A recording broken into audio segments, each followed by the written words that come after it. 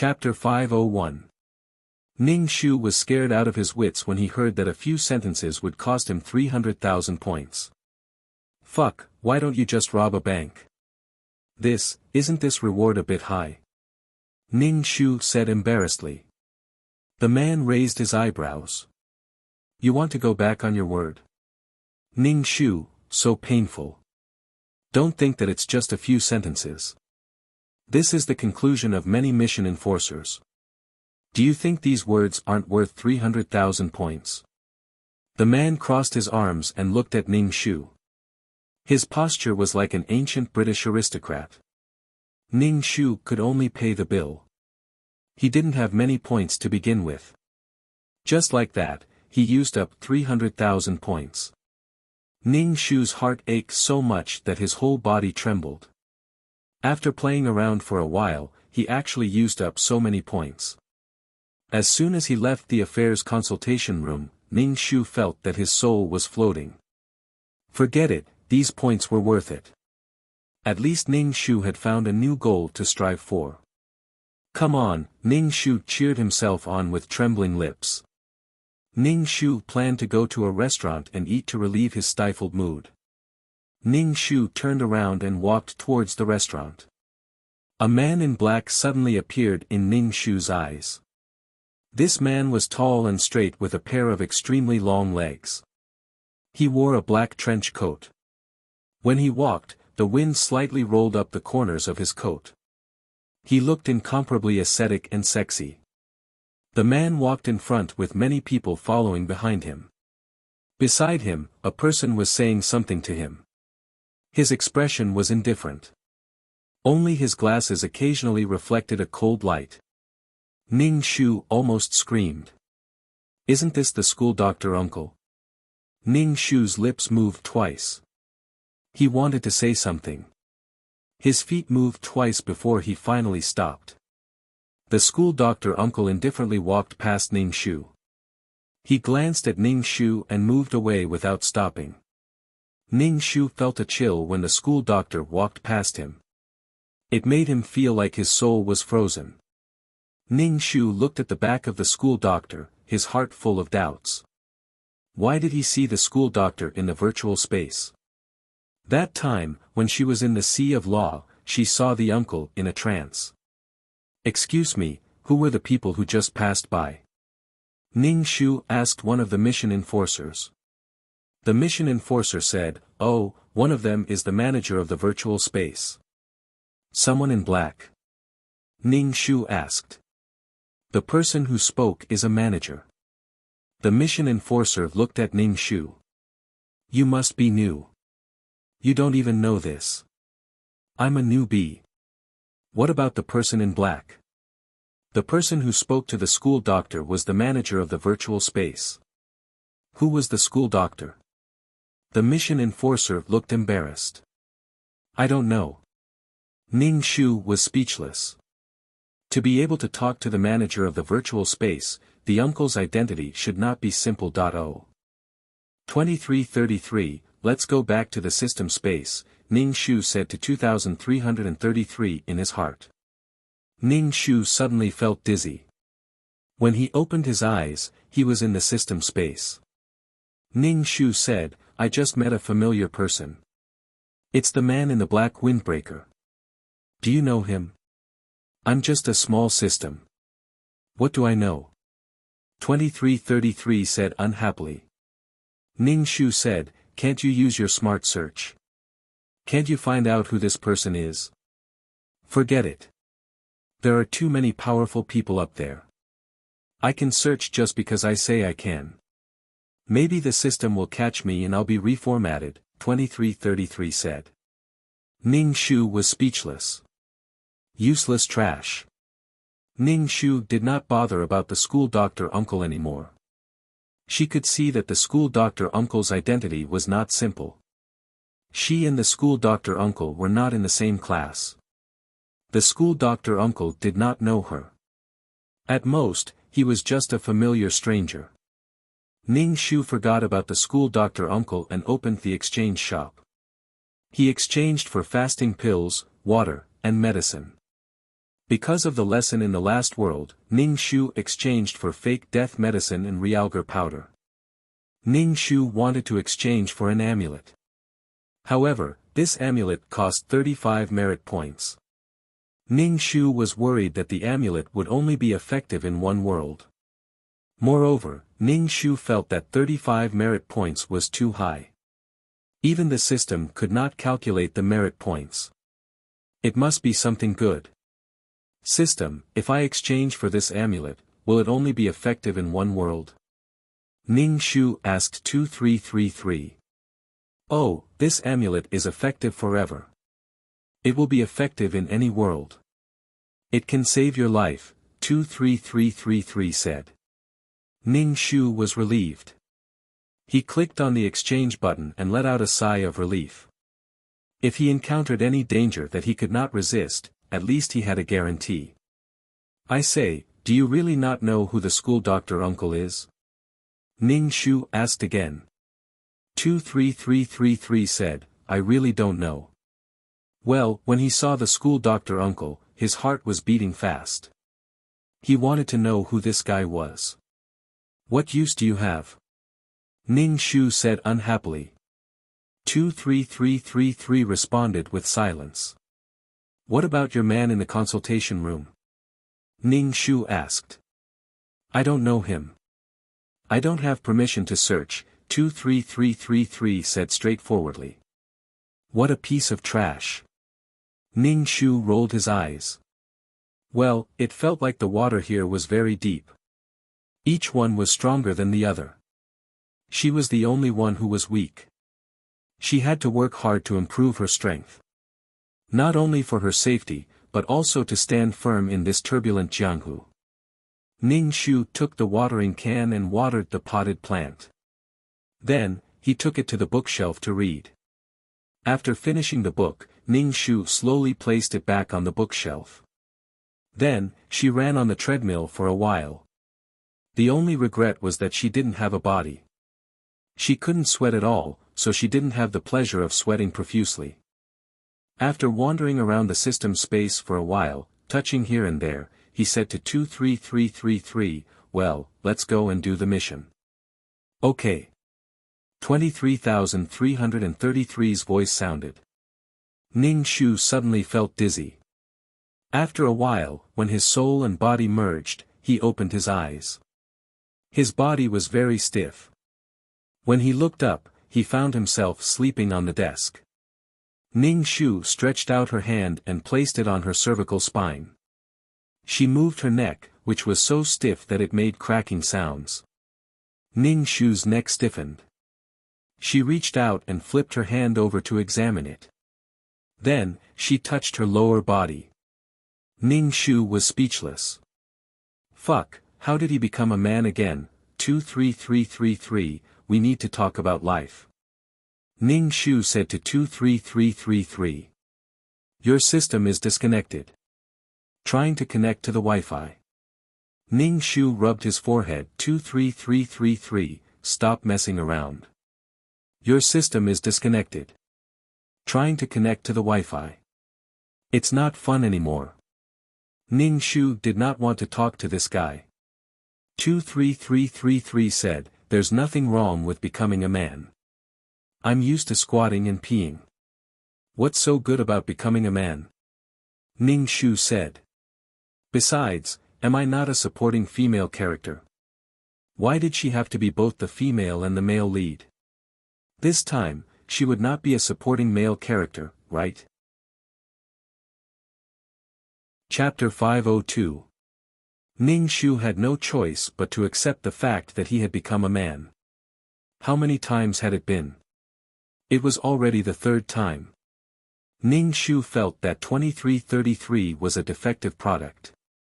That was why the positioning was wrong.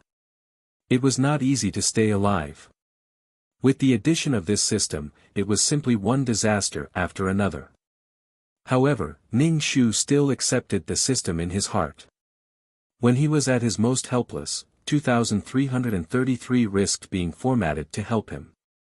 Ning Shu was very grateful, but it could not hide the fact that 2333 was a piece of trash. Ning Shu looked at his surroundings. He was in a small office. Through the window, he could see employees coming and going in the big office outside. Ning Shu felt very tired. His throat was dry and he felt light. He was very sleepy. This body probably did not sleep for the whole night. Ning Shu poured a glass of water from the water dispenser. He drank a large glass of water to relieve the dry itch in his throat. He rubbed his forehead. His temples were throbbing with pain.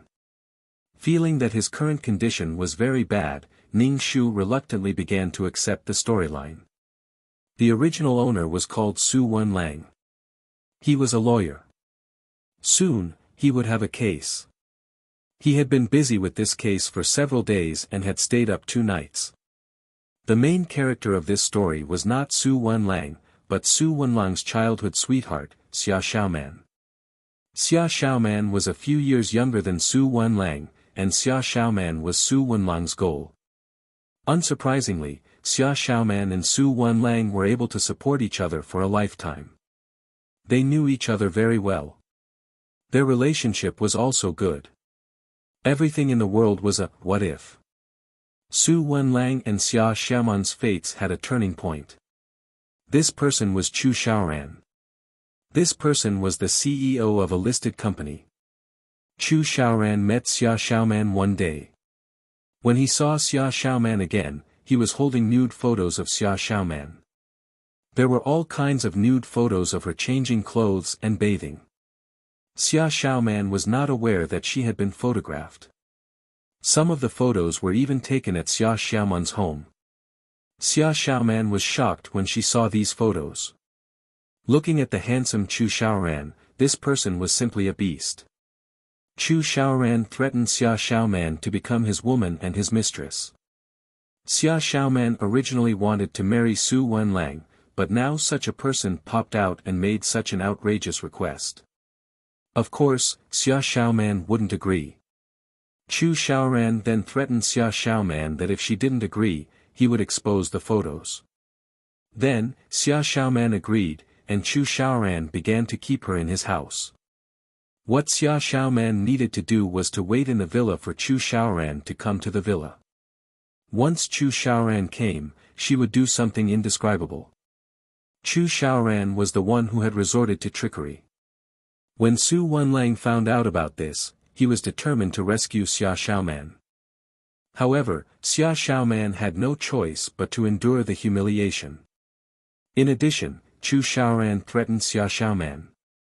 Su Wenlang was just a small lawyer. It was too easy for Chu Xiaoran to kill Su Wenlang and drive him into a corner. Xia Xiaoman endured everything alone.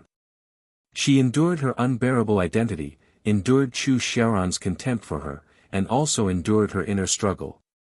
In the end, Su Wenlang died because of Xia Xiaoman. Ning Shu was speechless. After reading the story, Ning Shu was deeply drunk. She was so drunk that she couldn't take it anymore. Xia Xiaoman could still fall in love with Chu Xiaoran and end up happily with him in the end.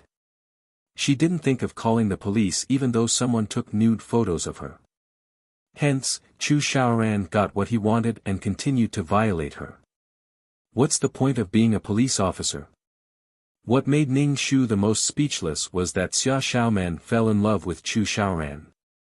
A man's love passed through his stomach, while a woman's love passed through her vagina. Xia Xiaoman fell in love with the man who threatened her and almost raped her. He was a man who didn't treat her well. Because of Xia Xiaoman's death, there was no one to take care of Su Wenlang's parents at home. The Su family and the Xia family completely fell out and the Su family moved away. Xia Xiaoman and Chu Xiaoran got married. Su Wenlang's death was just a catalyst for their relationship. Su Wenlang was just a cannon fodder. Su Wenlang's years of care and love couldn't compare to Chu Xiaoran who treated her badly. Don't talk about love. Xia Xiaoman was suffering from Stockholm Syndrome. Chu Xiaoran appeared in front of Xia Xiaoman with a despicable image. He didn't treat Xia Xiaoman well either, but he would occasionally show some warmth to Xia Xiaoman. If a person who had always been nice to you suddenly treated you badly one day, you wouldn't be able to take it and would resent and get angry. If a person treated you badly, threatened you, and forced you to do things that you didn't want to do, but if that person treated you slightly better one day, you would immediately change your opinion of that person. What a sadistic relationship. Xia Xiaoman really suffered all kinds of grievances and endured all kinds of grievances for the sake of her reputation, for the sake of not embarrassing her parents, and for the sake of her childhood sweetheart's future. Regarding this, Ning Shu could only use the word cheap to describe it. Xia Xiaoman could have used other methods to protect herself. Besides, Su Wenlang was a lawyer. Her actions would only give Chu Xiaoran a chance to hurt her. Would it kill him to call the police? Oh, it was as if the CEO was omnipotent. This was a requirement of the plot. Why did Chu Xiaoran and Xia Xiaoman have to be related to each other through such things? Chu Xiaoran was also crazy. Why did he have to use such a method? Even if he wanted to steal her, he didn't have to use such a method. Did the CEO seem high and mighty just because he took advantage of her? Chu Xiaoran's identity added a lot of points to him, and Xia Xiaoman only had to enjoy the benefits that this man brought her. On the other hand, Su Wenlang's family could only be considered wealthy. If he wanted to have a bright future, he had to work hard on his own. He couldn't be compared to Chu Xiaoran, who had a silver spoon in his mouth since he was young. His halo couldn't be compared to Chu Xiaoran. Su Wenlang had died once, and his parents were taking care of him at home. Now, he just wanted to let Xia Xiaoman do whatever she wanted. What she wanted to do with Chu Xiaoran was her own business. Ning Shu rubbed his swollen forehead. He felt very tired and wanted to rest. After taking his coat, Ning Shu took a taxi home to rest. The Su family lived in a house in the neighborhood, and they were neighbors with Xia Xiaoman. The two families had been friends for more than 20 years, and they even planned to become in-laws. When he returned home, Mother Su was watering the potted plants on the balcony. When she saw how tired Ning Shu was, she said, "Go take a shower and sleep first." Ning Shu took a nap. He didn't care about anything and just slept. Ning Shu was sleeping soundly when he was woken up by his phone's alarm. Ning Shu opened his eyes. Damn, his head hurts. She looked at the caller ID and saw that it was Xia Xiaoman. She picked up the phone. Before Xia Xiaoman could say anything, she started crying. The phone was filled with the sound of a woman sobbing. Ning Shu's sleepy head was about to explode. Oh, damn. Chapter 503. Xia Xiaoman kept crying on the phone, and Ning Shu couldn't take it anymore. He asked, "What happened to Xiaoman?" "Brother Wenlang, Brother Wenlang." Xia Xiaoman kept crying and calling Ning Shu's name, but she didn't say anything. Finally, Xia Xiaoman calmed down a little and arranged to meet Ning Shu at a coffee shop. Her house was opposite, and they agreed to meet at a coffee shop. He wanted to say no, but Xia Xiaoman kept crying and called him again after hanging up. Ning Shu could only get up from the bed, put on his clothes and prepared to leave. Mother Su was cooking when she saw that Ning Shu was about to go out again. "You just rested for a while, why are you going out again?" Ning Shu took his suit jacket and changed his shoes at the entrance. He said, "I have something to deal with. Don't work too hard, take care of your body and spend more time with Xiaoman." "Why haven't I seen Xiaoman recently?" "Don't neglect her because of work. Xiaoman isn't a vain child," Mother Su said. Mother Su thought that her son was working so hard for Xiaoman, who lived opposite them. Ning Shu grinned and didn't say anything. He went out. When he arrived at the coffee shop, Ning Shu saw Xia Xiaoman sitting near the window. Xia Xiaoman was wearing long sleeves, and her long hair was draped over her shoulders. Ning Shu walked over and pulled out a chair and sat opposite Xia Xiaoman. He looked at Xia Xiaoman, and her eyes were slightly red. Xia Xiaoman looked pure and innocent, and Xia Xiaoman was a well-protected and obedient girl. No wonder Chu Xiaoran liked her. She was different from the flirtatious sluts outside. But now, she looked like the female lead of a torturing novel. He didn't know how Chu Xiaoran could bear to do it. It seemed that every time they had sex, it was half-forced. Brother Wen Lang. Xia Xiaoman looked at Ning Shu, and her tears fell. Her eyes were red. Ning Shu took a tissue from the table and handed it to Xia Xiaoman. He said, "Don't cry, wipe your tears." Xia Xiaoman took the tissue and wiped her tears. She looked like she had lost all hope. She looked at Ning Shu with guilt and uneasiness. Her eyes were filled with confusion, pain, and a trace of hatred. Ning Shu took a sip of coffee, and her mind finally cleared up a little. Seeing Xia Xiaoman's twisted face, she sighed in her heart and said, "What happened?" Xia Xiaoman looked at Ning Shu, covered her mouth and cried. She sobbed, "Brother Wen Lang, Brother Wen Lang." Ning Shu rubbed her swollen forehead. "Why are you crying?" Ning Shu chanted the clear heart mantra in her heart. Xia Xiaoman felt that she had suffered a lot. It was so painful. "Xiaoman, I've stayed up 2 nights. I'm very tired. Don't cry. Tell me what happened." Ning Shu took another sip of coffee. Xia Xiaoman immediately stopped crying. She said to Ning Shu worriedly, "Brother Wen Lang, you have to take care of your body. Don't work so hard." Ning Shu nodded. She had already finished a cup of coffee and ordered another one. Ning Shu just wanted to sleep now. Xia Xiaoman's face was pale, and she looked like she was struggling and in pain. "Brother Wen Lang, let's break up." "Why?" Ning Shu put down the coffee and looked at Xia Xiaoman. "We're going to get married soon. I'm not good enough for you now." "Brother Wen Lang, I'm sorry." Xia Xiaoman was disheartened. Ning Shu saw mottled marks on Xia Xiaoman's collar. The hickeys were a little bruised, and he could see how hard Chu Xiaoran was. Fortunately, it wasn't so exaggerated that Xia Xiaoman couldn't get out of bed. Su Wenlang worked hard day and night for the future of the two of them.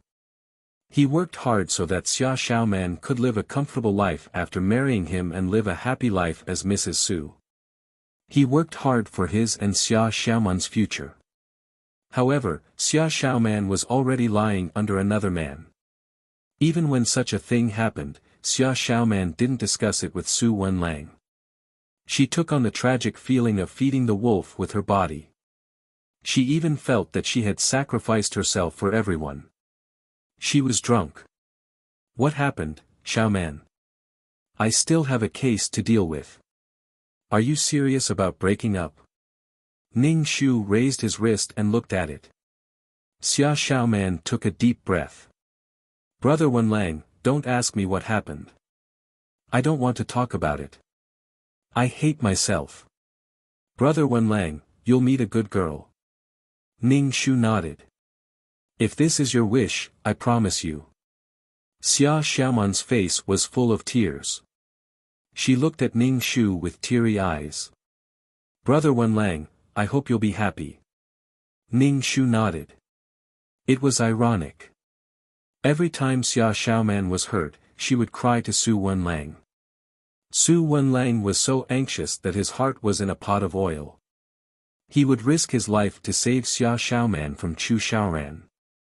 However, Xia Xiaoman would stop Su Wenlang, saying that Chu Xiaoran was too powerful and she couldn't win against him. He didn't know if it was because of this reason or because Xia Xiaoman couldn't bear to leave Chu Xiaoran. Xia Xiaoman had Stockholm's disease. She developed feelings for the person who hurt her and didn't want to face the problem. She avoided, forgot, and felt pain for the things that hurt her. In the end, they could still be happy together. It was just a tremor. Love was a beautiful and hazy thing. If this was love, Ning Shu could only say that this kind of twisted love wasn't beautiful at all. It wasn't desirable at all. Su Wenlang respected Xia Xiaoman, and the most intimate thing he did was kiss her. He hadn't done anything out of line for so many years. The person whom he had protected for so many years was taken away by a wolf. Su Wenlang hated Chu Xiaoran very much, and he was also angry and disgusted with Xia Xiaoman. He was angry that Xia Xiaoman didn't love herself. No amount of excuses could cover up Xia Xiaoman's foolishness and frivolity. There were clearly many ways to solve the problem, but she chose the stupidest way. What made Su Wenlang even more disgusted was that Xia Xiaoman fell in love with Chu Xiaoran. Chu Xiaoran treated her like this and humiliated her. She fell in love with Chu Xiaoran and even said that she had always treated him as her brother. When she was with Su Wenlang, her heart was very calm. She didn't feel the same as when she was with Chu Xiaoran. To hell with your heartbeat. You're addicted to being abused. Su Wenlang's wish was to take revenge on Chu Xiaoran. As for Xia Xiaoman, Su Wenlang didn't feel anything in his heart. He didn't want to redeem anything, nor did he want to see her happy. Hence, now that Xia Xiaoman proposed to break up with him, Ning Shu agreed without hesitation. He didn't want to snatch a woman from another man. The most important thing was that he didn't want to be a trash can. A trash can that would listen to Xia Xiaoman's cries whenever he was called. A trash can that hated Xia Xiaoman so much that he couldn't voice out his grievances. If there was a misunderstanding, he would rather die than say anything. Xia Xiaoman looked for Su Wenlang and cried. After crying, she returned to Chu Xiaoran's side and endured the humiliation in her heart to do what a mistress should do. Chapter 504. Ning Shu was not in a good mood to begin with. Now that she heard Xia Xiaoman sobbing and crying, she had been talking about breaking up for almost half an hour. Xia Xiaoman had been crying all this time.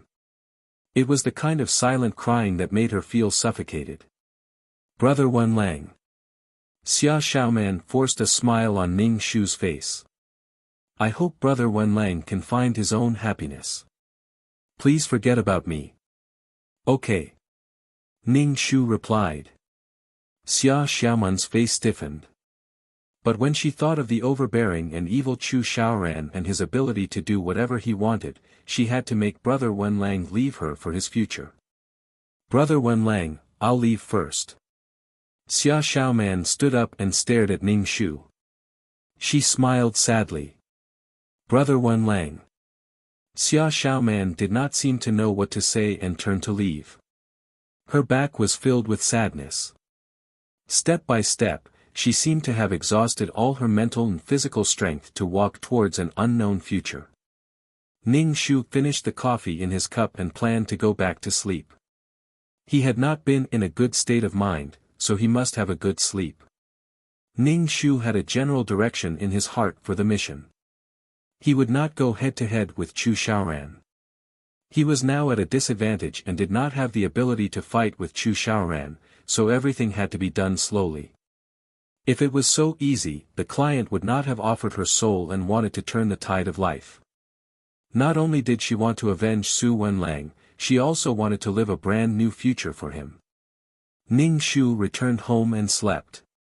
After a good night's sleep, he first practiced a peerless martial arts. After all, the original owner was stabbed to death. It was best to have some martial arts to defend himself.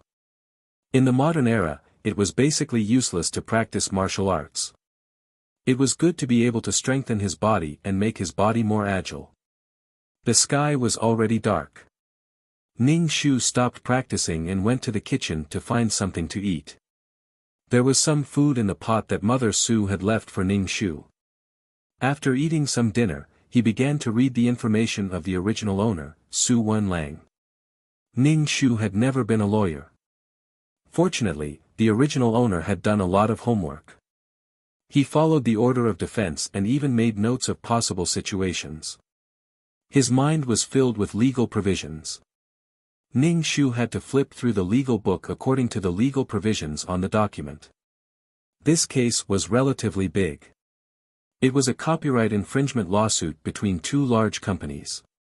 The law firm allowed Su Wenlang to represent them because of his outstanding ability. Su Wenlang had racked his brains for this case. Now that he was looking at such a thick document, Ning Shu was also nervous. He calmed himself down. In this world, he was a lawyer and he was going to become a famous lawyer. Therefore, a mission enforcer had to be multi-talented. Most importantly, they had to have an intelligent brain. More and more, they felt that intelligence was too important. Intelligence and martial prowess, both legs must be in the same place in order to walk steadily and quickly. Ning Shu recited these plans in his mouth. The original owner's mind was filled with ideas, so he only needed to sort them out. However, Ning Shu's mind was empty, so he had to memorize these plans. He could only cram for them at the last minute. Fortunately, there were still a few days before the court session. This gave Ning Shu enough time to prepare. Ning Shu was still memorizing the provisions when his phone rang. He took the phone and looked at it. Ning Shu raised his eyebrows. It was Xia Xiaoman again. It was already midnight. Why was she calling? Ning Shu picked up the phone and said hello. Xia Xiaoman didn't say anything. She was sobbing. It seemed like she was covering her mouth and crying. Ning Shu pinched the bridge of his nose. If he remembered correctly, didn't they break up during the day? Although they broke up, Xia Xiaoman still relied on the original owner. After all, they had been together for so many years. There was no way to get rid of it all at once. She subconsciously called Ning Shu and thought of the original owner when she was wronged and hurt. She would cry to her whenever she was in trouble. However, when it came to such a big matter, she acted on her own and didn't discuss it with Su Wenlang. What did she think Su Wenlang was? When Su Wenlang found out, Xia Xiaoman had already given herself to Chu Xiaoran. Xia Xiaoman was also extremely daring. She had concealed such a big matter. Xia Xiaoman actually didn't tell Su Wenlang about their relationship for so many years. Moreover, they were going to get married. Just based on this point, Ning Shu didn't have a good impression of Xia Xiaoman. Xia Xiaoman still felt that she had sacrificed a lot and made a lot of sacrifices. She was simply compromising. What's the matter? Ning Shu asked indifferently. Xia Xiaoman still didn't say anything. She was probably covering her mouth and only the sound of her heavy breathing could be heard. Ning Shu felt that it was strange. Why is Xia Xiaoman calling me? She's not talking. It's not cheap. Ning Shu was about to hang up the phone when he heard a low and magnetic voice. Xia Xiaoman, what are you doing hiding inside? Then, Xia Xiaoman hung up the phone. She seemed to be very scared. That voice should be Chu Xiaoran. It could only be said that between Chu Xiaoran and Xia Xiaoman, one was willing to take the hit and the other was willing to take the hit. Ning Shu didn't care about Xia Xiaoman's matter anymore. He was busy with his lawsuit. After finishing this lawsuit, Ning Shu had new arrangements. A few days were enough for Ning Shu to memorize these things. When the court started, Ning Shu put on his lawyer's uniform and walked into the court under the encouragement of the law firm's boss. The atmosphere in the court was serious and tense. Ning Shu's heart suddenly became nervous. He silently chanted the heart-calming mantra in his heart to suppress the nervousness in his heart. Ning Shu and the other party's defense lawyer went back and forth. Ning Shu had never been a lawyer before. For a moment, he was suppressed by the other party and became more and more anxious. Taking a deep breath, Ning Shu strictly followed the original owner's plan and strictly guarded. Ning Shu felt that his back was covered in cold sweat. It was more nerve-wracking and tiring than on the battlefield. From the corner of his eye, Ning Shu saw an extremely handsome man sitting in the gallery. He had a strong temperament and his eyes were contemptuous and arrogant. This was a domineering and cruel man. At the sight of this man, Three words immediately popped up in Ning Shu's mind: Chu Xiaoran. What is Chu Xiaoran doing here? Upon meeting Ning Shu's gaze, Chu Xiaoran raised his chin slightly and gave Ning Shu a spurious smile. However, his contempt for her was evident in his words. Ning Shu stopped looking at Chu Xiaoran and focused on his lawsuit. In the end, Ning Shu won by a small margin, because his company was the one that had been violated. If the original owner was here, she would definitely do better than her and not be suppressed by the other party. She clearly had the advantage, but it took her so much effort to win. It was necessary for her to further her studies, not only for Su Wenlang, but also for herself. If she did that, Su Wenlang's reputation as a top lawyer would be ruined in her hands. After the judge announced the result, Ning Shu wiped the sweat off his forehead, put away the documents, and left the court.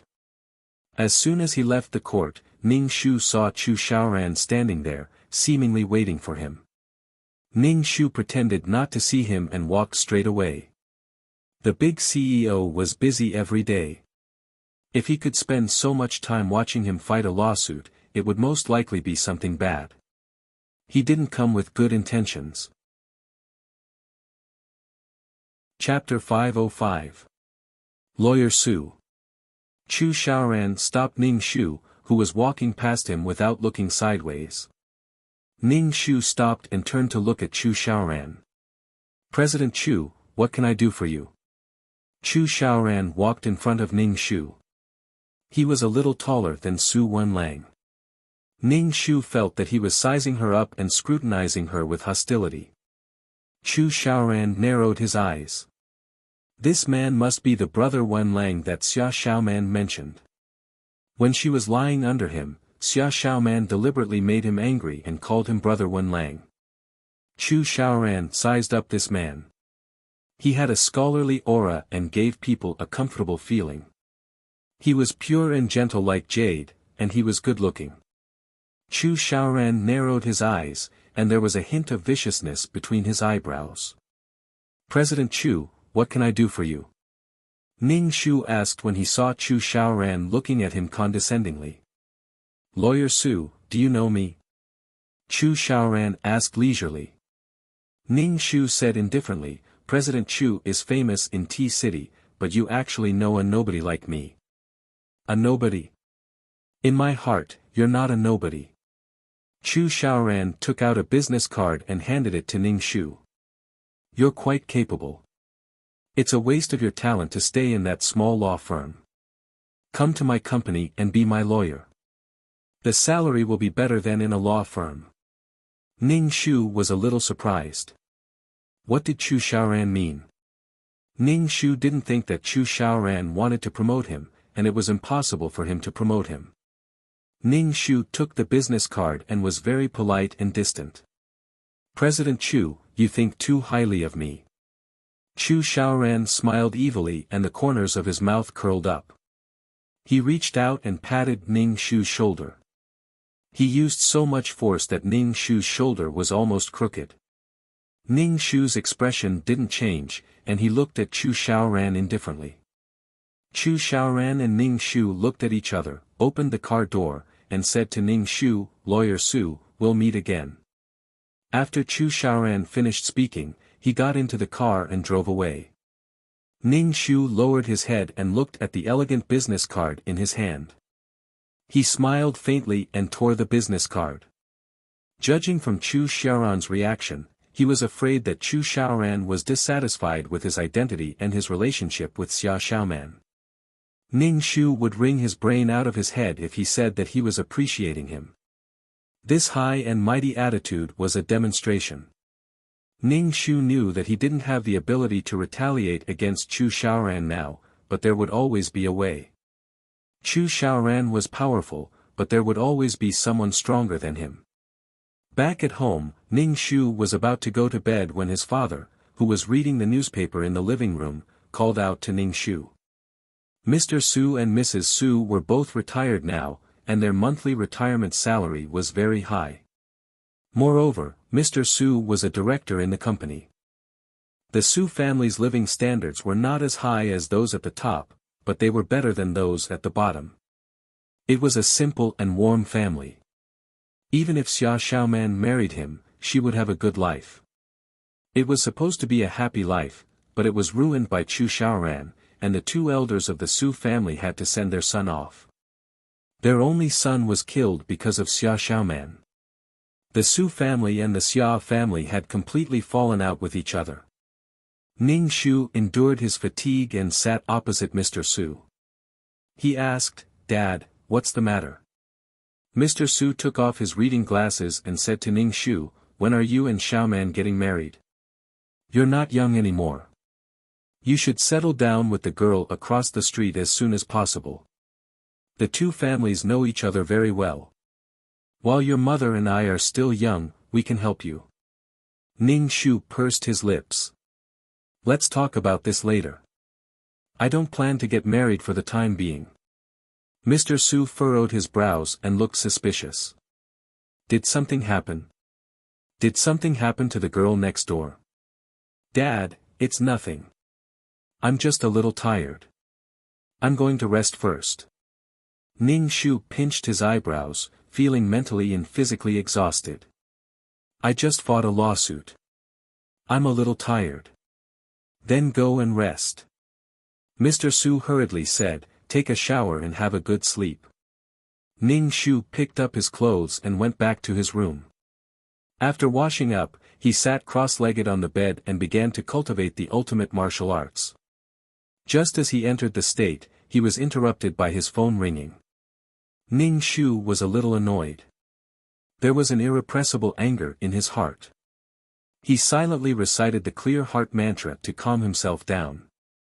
He picked up his phone and saw that it was Xia Xiaoman again. Ning Shu hung up without hesitation and turned off his phone.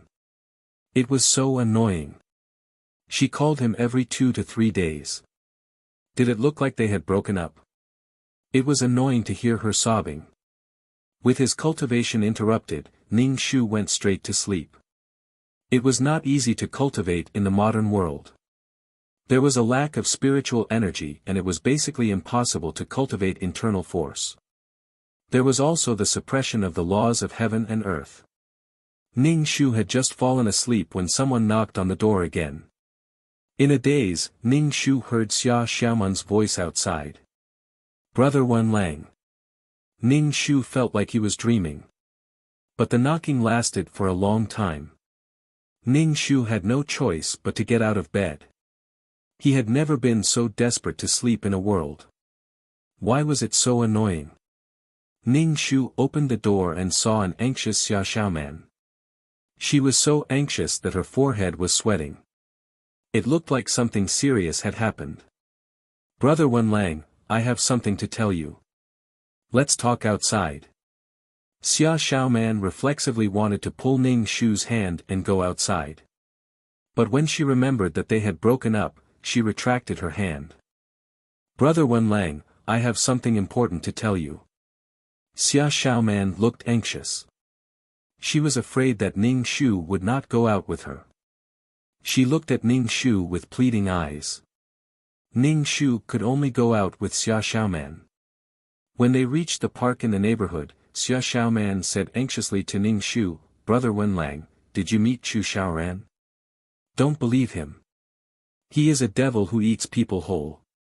Don't be fooled by him." It turned out that Xia Xiaoman had such an image of Chu Xiaoran in her heart at the beginning. But in the end, she fell in love with this devil. Xia Xiaoman saw that Ning Shu was silent and said anxiously, "Brother Wen Lang, trust me. Don't have any contact with Chu Xiaoran. You know Chu Xiaoran?" Ning Shu looked at her. At this time, Xia Xiaoman still had not told him the truth. Now, she was saying that it was for his good. Ning Shu simply did not know what to say. Xia Xiaoman's expression froze and she looked a little embarrassed. Ning Shu said, "Brother Wen Lang, trust me. I won't harm you." Xia Xiaoman was a little embarrassed. Was she going to tell Brother Wen Lang that she was dirty and embarrassed now? Was she going to tell him that she was someone's mistress? She was a mistress who was always at someone's beck and call. Xia Xiaoman was now thinking about when Chu Xiaoran got tired of her and let her leave and return the nude photos to her. Brother Wenlang, I have no choice but to do this. But you must believe Chu Xiaoran. He is a sinister and cunning devil. Xia Xiaoman looked at Ning Shu and said, You are the person I care about the most in my life. Brother Wenlang, I don't want you to get hurt. Chapter 506. Ning Shu listened to Xia Xiaoman's painstaking advice as if she was very concerned about him. Ning Shu's heart was indifferent and unmoved. Things had developed to this point entirely because of Xia Xiaoman's own initiative. If she had been willing to discuss it with others, it wouldn't have been so tiring. Until now, Xia Xiaoman still didn't intend to say anything. She kept saying that she didn't want to hurt Su Wenlang, but what Xia Xiaoman did hurt Su Wenlang the most. Xia Xiaoman's I have my own difficulties look made Ning Shu unable to feel Xia Xiaoman's concern for Su Wenlang. I'll remember what you said. Ning Shu looked at Xia Xiaoman. You're on your own. Xia Xiaoman heard Ning Shu's words and instantly thought that he knew. Her face was pale and she stuttered, Brother Wenlang, do you know something? What do you think I should know? Ning Shu asked Xia Xiaoman. We've been together for more than 10 years, from when we were young until we grew up. What kind of existence am I in your heart? We're family. Xia Xiaoman said without hesitation. I can do anything to protect you, Brother Wenlang. Family? This is similar to how I've always treated you as my brother. In other words, Xia Xiaoman subconsciously kicked Su Wenlang out of the circle of love. There could be friendship and family, but not love. Ning Shu grinned. I'll tell my parents that we broke up. Brother Wenlang. Xia Xiaoman's lips trembled. As long as you're happy. As long as the people she cared about were happy, Xia Xiaoman felt that everything she endured was worth it. The two of them were speechless. Xia Xiaoman walked in front and entered the Xia family's house. Ning Shu entered the Su family's house opposite. Xia Xiaoman turned to look at Ning Shu's back and felt that he was a stranger. She pursed her lips. As long as he was happy, it was fine. Xia Xiaoman felt very guilty towards Su Wenlang. She had let Su Wenlang down. She had let Su Wenlang down. She had let Su Wenlang down. She had let Su Wenlang down. She had let Su Wenlang down. The image of Chu Xiaoran appeared in Xia Xiaoman's mind. He had an aura that could destroy the heavens and the earth.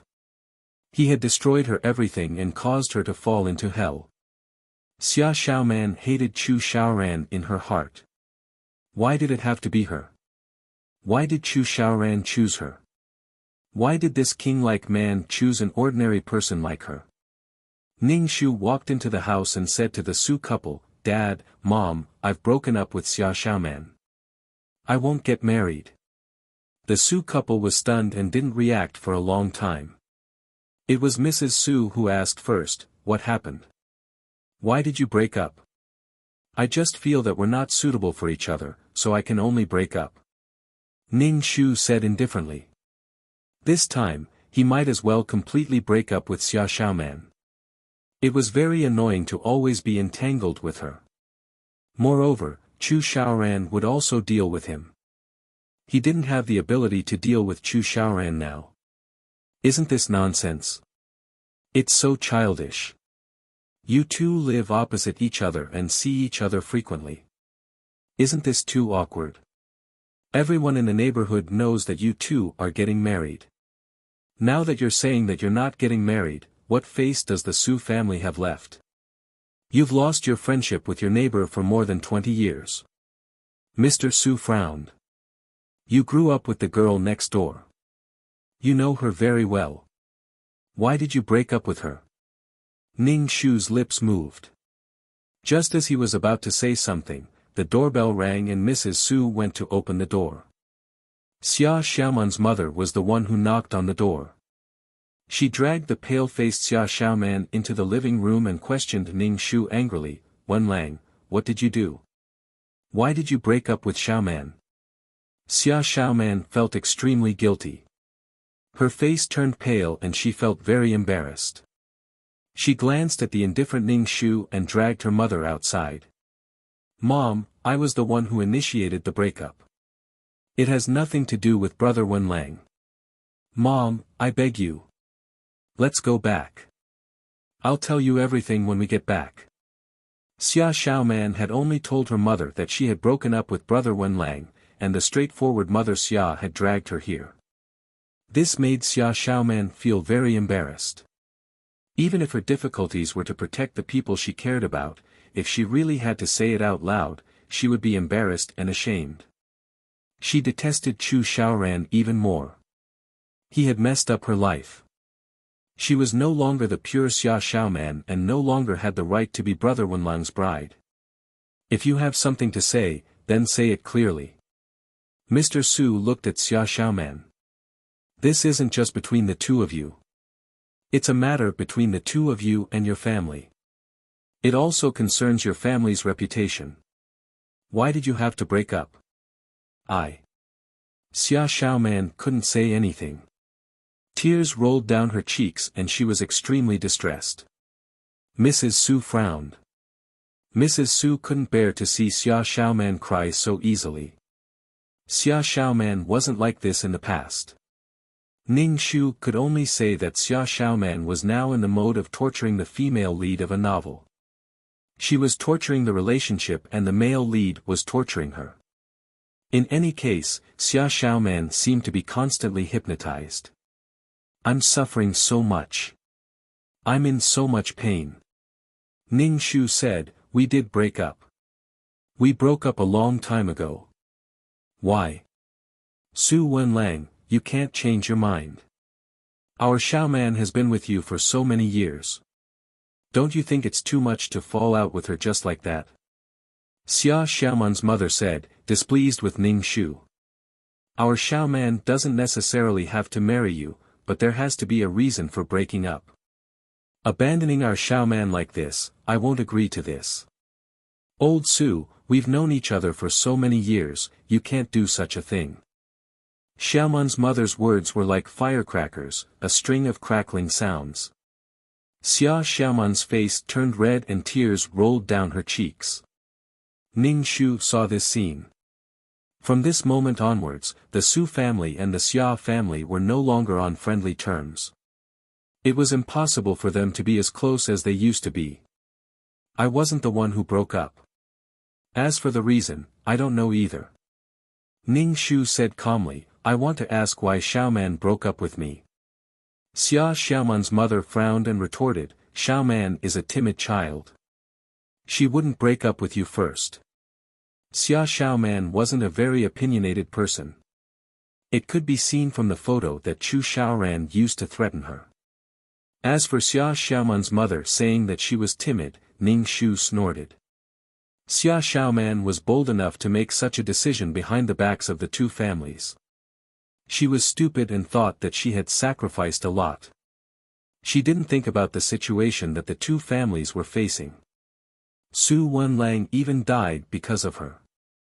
"Xiaoman, what happened? Did you break up with him?" Xia Xiaoman's mother was stunned. Xia Xiaoman bit her lips tightly and nodded with a mournful expression. Chapter 507. Xia Xiaoman's mother originally thought that the two children broke up because of Su Wenlang. After all, men were more likely to get bored than women. She thought that Su Wenlang wanted to dump her daughter. But when she heard that it was Xia Xiaoman who broke up, she was dumbfounded. "Why did you break up?" Xia Xiaoman's mother was instantly annoyed. She felt that she had embarrassed herself in front of the Su family. "Why didn't you discuss such a big matter with me?" "Mom." Xia Xiaoman felt exhausted. "Let's go back. I'll explain it to you." "Mom, I beg you. Let's go back first." Xia Xiaoman pulled her mother with all her might and walked out of the door. "Why? Xiao Man, why did you break up? We should know the reason, and your brother Wenlang should know the inside story. You can ask Wolf if he doesn't know anything. If you want to break up, your brother Wenlang will break up with you. You can't humiliate your brother Wenlang like this, Mother Su said with a straight face. Xia Xiaoman bit her lip and looked at Ning Shu with pleading eyes. Her whole body was trembling in fear. She was like a prisoner before her execution. Even if she really became a mistress, now that she had to remove the cover, Xia Xiaoman was so ashamed that she wanted to jump off the building. Xiaoman, tell us. Xia Xiaoman's mother was angry at her daughter. Seeing that the Su family didn't look good, she became even fiercer. You wretched girl, tell us. Xia Xiaoman burst into tears. I became someone's mistress. I'm not good enough for brother Wenlang. I was the one who degraded myself and became someone else's mistress. Xia Xiaoman turned and ran after saying that. Everyone in the house was shocked. Xia Xiaoman's mother was shocked. She looked at the few people in the house and quickly chased after Xia Xiaoman. Mother Su looked at Ning Shu and asked, what did you hear Xia Xiaoman say just now? Ning Shu's expression was calm. I heard it. Father Su frowned. What's going on? How could such a well-behaved girl do such a thing? How could she become someone's mistress? Mother Su looked at Ning Shu. Wenlang, what do you think we should do? Are you and Xia Xiaoman still getting married? Ning Shu shook his head and said to his parents, let's move. After we move, I want to study abroad. Mr. and Mrs. Su looked at each other. Move? All right. Mr. Su said in the end. Ning Shu said, I have some money to buy a new house. Let's sell this house. Ning Shu had some savings in his hands. This was originally Su Wenlang's wedding fund, and he had been saving it all along. Mr. Su's parents were afraid that their son would be sad, so it was better for him to leave this sad place. Mr. Su said, keep your money. Go abroad if you want. Mother Su sighed. How did things turn out like this? Ning Shu asked, who is she working for? I don't know. Ning Shu said indifferently, there's no need to talk about this in the future. Xia Xiaoman and I will not get married. We don't want such a girl who doesn't love herself, Mr. Su said coldly. What can't she solve? Why does she have to be someone's mistress? Ning Shu returned to his room, took a shower, and slept. When he woke up, he began to memorize the law. She had to go abroad. Firstly, it was to study and seek better development. How could she fight with Chu Xiaoran if she was not capable? T-City was Chu Xiaoran's territory, and he could do whatever he wanted here. Secondly, she did not want to get involved in Chu Xiaoran and Xia Xiaoman's affairs. Ning Shu planned to study for at most 2 years. Su Wenlang clearly had a bright future, but he fell into the whirlpool of love and lost his life in the end. After this incident, the Su and Xia families got along very awkwardly. Even if they met each other when they went out, they would not speak. The two families used to be very close. They would inform each other about any activities. Sometimes, they would go to each other's house for dinner. Sometimes, they would go to each other's house for dinner. But now, they did not even speak. In the end, Xia Xiaoman's mother pulled Mrs. Su back. Her face was red with shame as she said, Wenlang's mother, can you not tell anyone about Xiaoman? She had no choice. Mrs. Su said, we won't talk about this kind of thing. It's just that your Xiaoman didn't seem like a child who would do such a thing. Xia Xiaoman's mother's face twitched. With a helpless and sorrowful expression, she said, she also has her own difficulties. That man has hers. That bastard didn't threaten Xia Man on her own accord. Xiao Man is also silently enduring this for the sake of our family's reputation. I know that Xiao Man is no longer worthy of your family's Wenlang, but don't tell anyone about this. Mrs. Su frowned. Why didn't she tell us about such a big matter? She decided on her own. That man committed a crime, and she agreed. Mrs. Su's face twitched. In the end, she said, "Don't worry, I won't tell anyone." Mrs. Su just wanted to move out as soon as possible and leave this troublesome place. Mrs. Su went back and told Mr. Su about this. Mr. Su said bluntly, "That man is rich and good-looking. If he was an old man, Xia Xiaoman probably wouldn't have agreed to it. How could she have compromised so easily?" Mrs. Su was speechless. Ning Shu heard Mr. Su's words as soon as he came out of the room. Perhaps Xia Xiaoman subconsciously agreed to it, but she still had to pretend that she was coerced to hide some of her thoughts. Seeing Ning Shu come out, Mr. Su changed the topic. Ning Shu said, "There's already a buyer for this house. When do you plan to go abroad?" "I'll go abroad after the new house is bought and you've settled down." Ning Shu had to settle down the two elders of the Su family before he could go abroad with peace of mind. Ning Shu couldn't guarantee that Chu Xiaoran wouldn't do anything to the two elders of the Su family. Chu Xiaoran stole someone else's girlfriend and even tried to kill him. He was probably the most arrogant male lead Ning Shu had ever seen. He was so confident because he thought that Su Wenlang was weak. "Okay then." Mr. Su nodded. "You can go out and relax." Ning Shu went to the law firm to resign. The boss of the law firm treated Su Wenlang quite well. The reason why Su Wenlang could fight his way to become a top lawyer was partly because of his own ability and partly because the boss treated him well.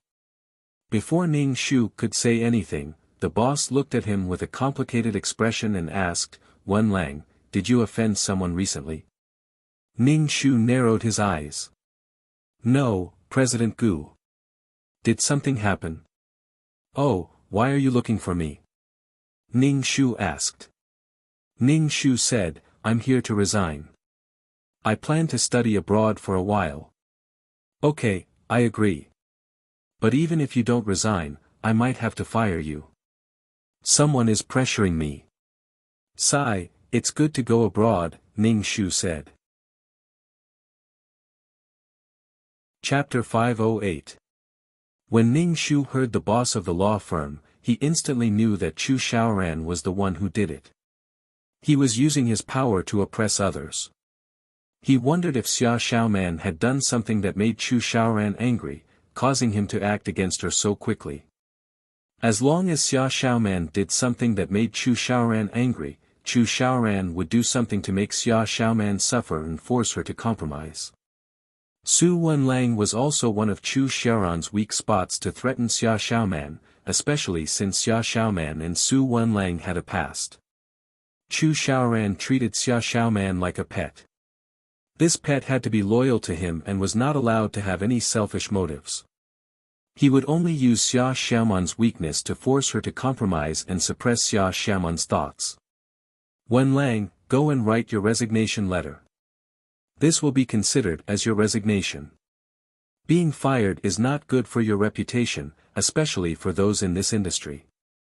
I've let you down. Those who are in this industry will always make some compromises," the boss said helplessly. Ning Shu said with a smile, "Thank you, I'll go and write my resignation letter now." Ning Shu also knew the boss's helplessness. This law firm was not very big, and people like Chu Xiaoran could make this law firm disappear with a flip of his hand. Xia Xiaoman was miserable, but Su Wenlang was even more miserable. Not only did his fiancée get snatched away, but he also became the cannon fodder of their love. From time to time, Xia Xiaoman would drag Su Wenlang out for a walk. In order to anger Chu Xiaoran, Xia Xiaoman would say that the person in her heart was Brother Wenlang. Even if he had her body, he would not be able to get her heart. She would not give in to him. When Chu Xiaoran was angry, he would also say that she still had Su Wenlang in her heart. No matter how Xia Xiaoman explained, he felt that a woman's heart was only filled with her ex-boyfriend. If he could not get her heart, he would abuse her body. He could start to communicate with her body anywhere. Ning Shu wrote his resignation letter and the boss approved it. He even gave Ning Shu a red packet. Finally, he patted Ning Shu's shoulder and said, "Be careful." Ning Shu nodded and left the law firm. Ning Shu sneered in his heart. He would remember this. It was simply annoying to meet people like Chu Xiaoran and Xia Xiaoman. Perhaps the two of them had feelings for each other, but both of them used extreme methods to test each other and even implicated innocent people. With Chu Xiaoran's tyranny in his ability to summon wind and rain, it was impossible for him to make Su Wenlang feel comfortable. Ning Shu went to apply for a visa and prepared to go to England. This was a country that was known for its strictness. He wanted to further his studies there. The only thing left was to choose a university. Moreover, not every university wanted Ning Shu. "Wenlang, can I come in?" Nanny Su's voice sounded outside the door. Ning Shu said, "Come in." Nanny Su brought a glass of milk to Ning Shu. She sat beside Ning Shu and said, "Wenlang, ever since you broke up with Xia Xiaoman, you've been calmly planning to go abroad. I don't see you being sad. Don't keep it to yourself." How could he give up on a relationship that had lasted more than 10 years so easily? That was why Su Wenlang insisted on getting Xia Xiaoman out. However, he did not know that Xia Xiaoman had fallen in love with Chu Xiaoran. "I know that there's no future with Xia Xiaoman. I'm not that sad. I just feel that it's a pity that she's not by my side after so many years of being alone." Ning Shu said calmly, "Xia Xiaoman actually doesn't have me in her heart. She agreed to marry me out of habit. She was just used to being alone." That was why Xia Xiaoman later said that she did not feel her heart beating when she was with Su Wenlang. Nanny Su could only sigh. "Go abroad and relax. Don't keep it to yourself." Ning Shu nodded. In the luxurious villa, Chu Xiaoran held a document in his hand and looked at Xia Xiaoman with a devilish gaze. "Here, take a look." Xia Xiaoman looked at the document suspiciously and took a look. It was a resignation letter. When she saw the signature, Xia Xiaoman's face turned pale. Xia Xiaoman's eyes reddened. Why would Brother Wenlang resign? Xia Xiaoman remembered that Brother Wenlang said that he loved being a lawyer and worked hard for it. However, he had resigned now. "You did it, didn't you?" Xia Xiaoman asked Chu Xiaoran hatefully. "Brother Wenlang is innocent. Why did you do this to him?" "Because my little pet kept thinking about him and made me unhappy." Chu Xiaoran's expression was cold and cruel. "I just gave him a name card and said that I wanted to promote him. He immediately resigned. I even wanted to kick him out of that law firm. I didn't expect him to resign first." Chu Xiaoran looked at Xia Xiaoman viciously and snapped his fingers. He then nonchalantly said, "Next, shall we make a bet? Let's see if Su Wenlang will call me and ask me to fulfill my promise and let him work in my company. Is the man in your heart nothing more than this? I lost a bone and he came running over wagging his tail. I'm afraid he still doesn't know that you're my mistress. You're shameless. Why did you do this? What exactly are you after? Are you happy to see others suffer?" Xia Xiaoman yelled and fell to the ground with a look of confusion. She really couldn't understand how Chu Xiaoran could be so cruel. Chu Xiaoran looked at Xia Xiaoman. "You're my pet now. Don't think too much and make me unhappy. Don't forget your current identity. You're my mistress. I didn't want to be your mistress. I was forced by you." Xia Xiaoman's body trembled. Every time Chu Xiaoran called her mistress, Xia Xiaoman felt that her self-esteem was being dismembered and trampled into the mud. Xia Xiaoman bit her cheeks and said fiercely, "I've been your mistress for almost 2 months. You should let me go. Give it to me." Chu Xiaoran smiled faintly, as if he had heard something funny. He touched his chin and said, "I can give it to you." Xia Xiaoman was in disbelief. He gave it to her so easily. This was something she had been looking forward to, but now that it was in her hands, she suddenly felt a little lost. For a moment, she didn't know what was wrong with her. Are you really willing to give it to me? Xia Xiaoman asked. Chu Xiaoran nodded. Of course, because I don't need it anymore. I have something new. Chu Xiaoran leaned forward slightly and got closer to Xia Xiaoman. When you begged me to enter you on the bed, I took a picture of it. It's even better than a nude photo. Xia Xiaoman was dumbfounded. She felt like she was struck by lightning. She asked while trembling, What did you say? Chu Xiaoran seemed to admire Xia Xiaoman's reaction. Do you want a nude photo? I'll give it to you. Chu Xiaoran, you bastard. Why don't you die? Why?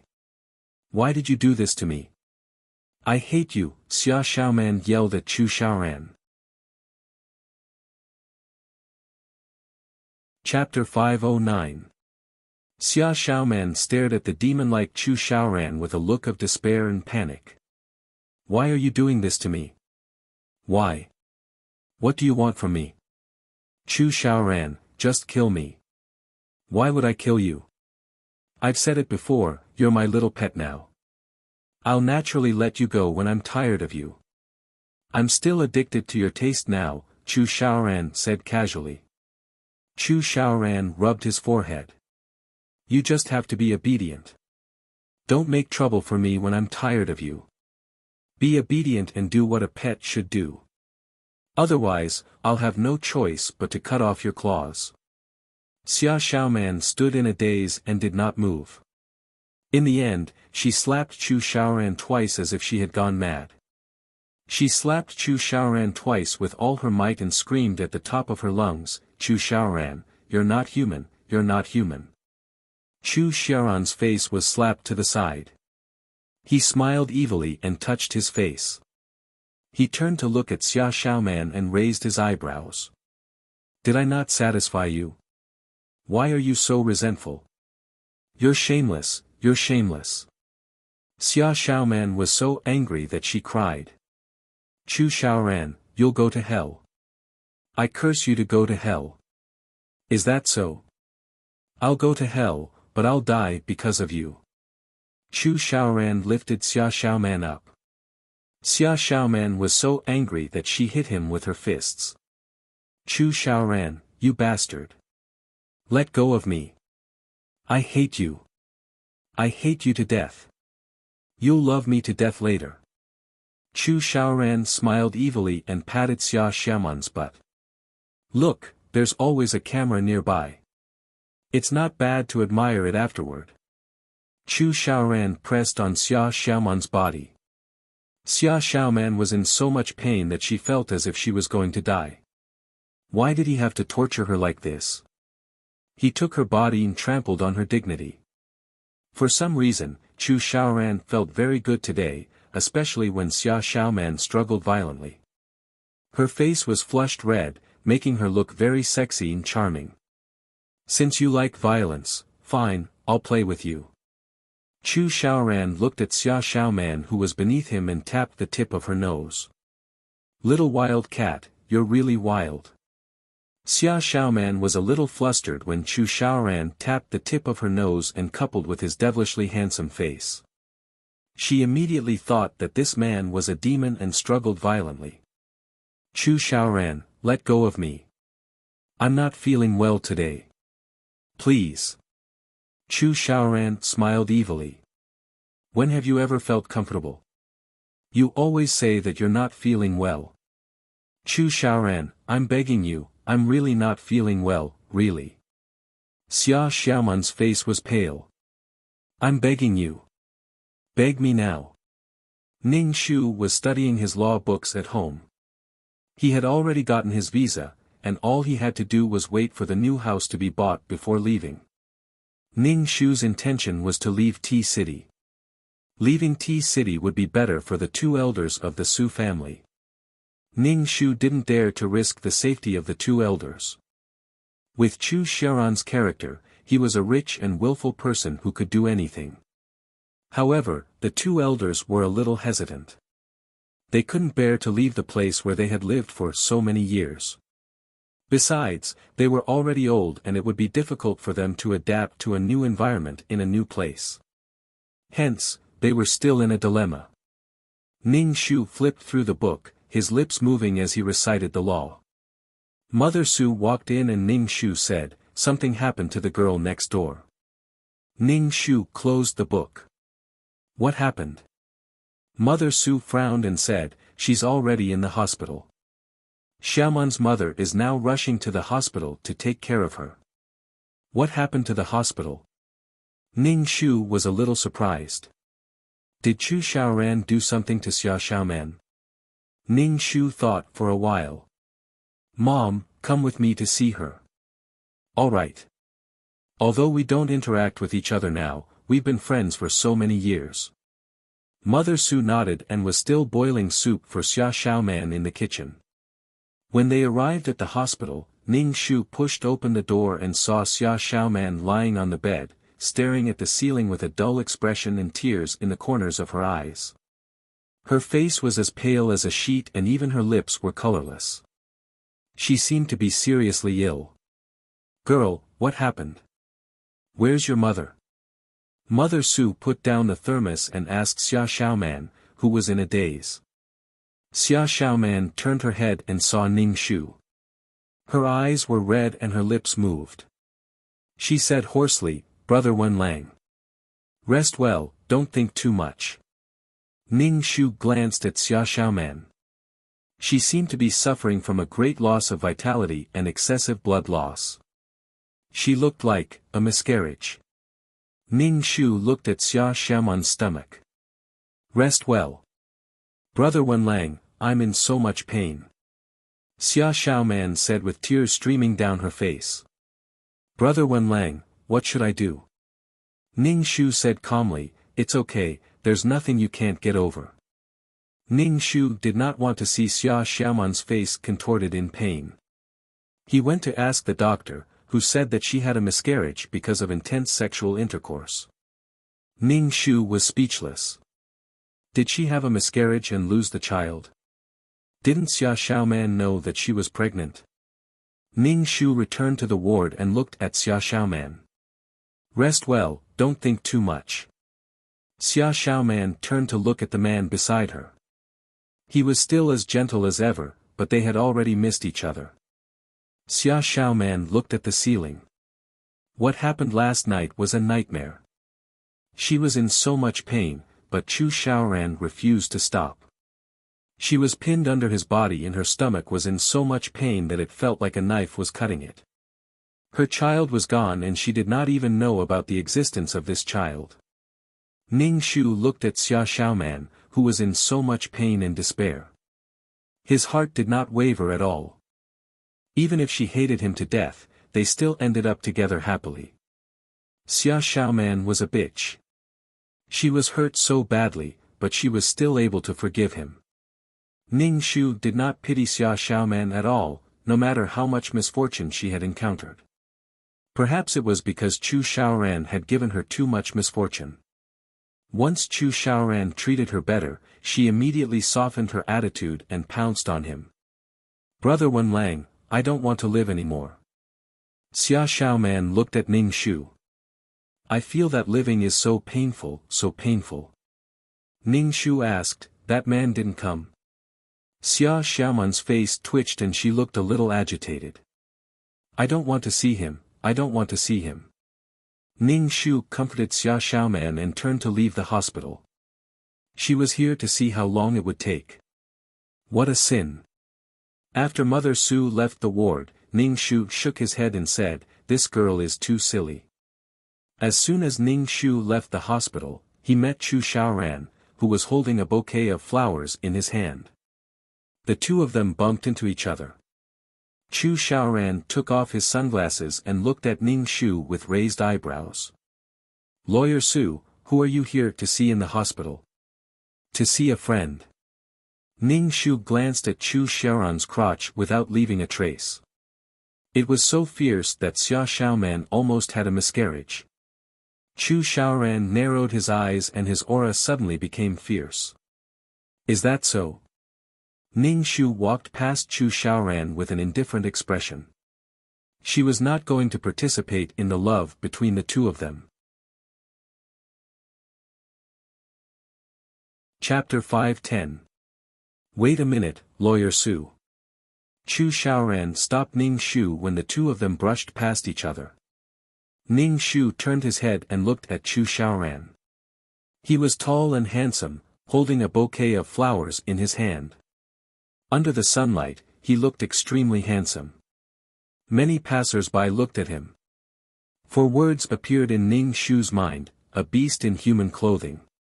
He relied on his power and money to take advantage of others. Ning Shu raised his eyebrows and asked, "Is there anything else, President Chu?" Chu Xiaoran looked at him and said, "I heard that Lawyer Su has resigned. Have you thought about where you'll be working next?" Ning Shu felt quite speechless. His woman had a miscarriage, but he didn't care about her. Instead, he asked about her work. Ning Shu didn't think that Chu Xiaoran was concerned about him. "I haven't thought about it yet. We'll talk about the future in the future," Ning Shu said. Chu Xiaoran said casually, "I said last time that Lawyer Su can work under me. Since you've resigned, you can be my lawyer." Ning Shu felt that Chu Xiaoran's words were filled with malice. He was just trying to humiliate her and Xia Xiaoman.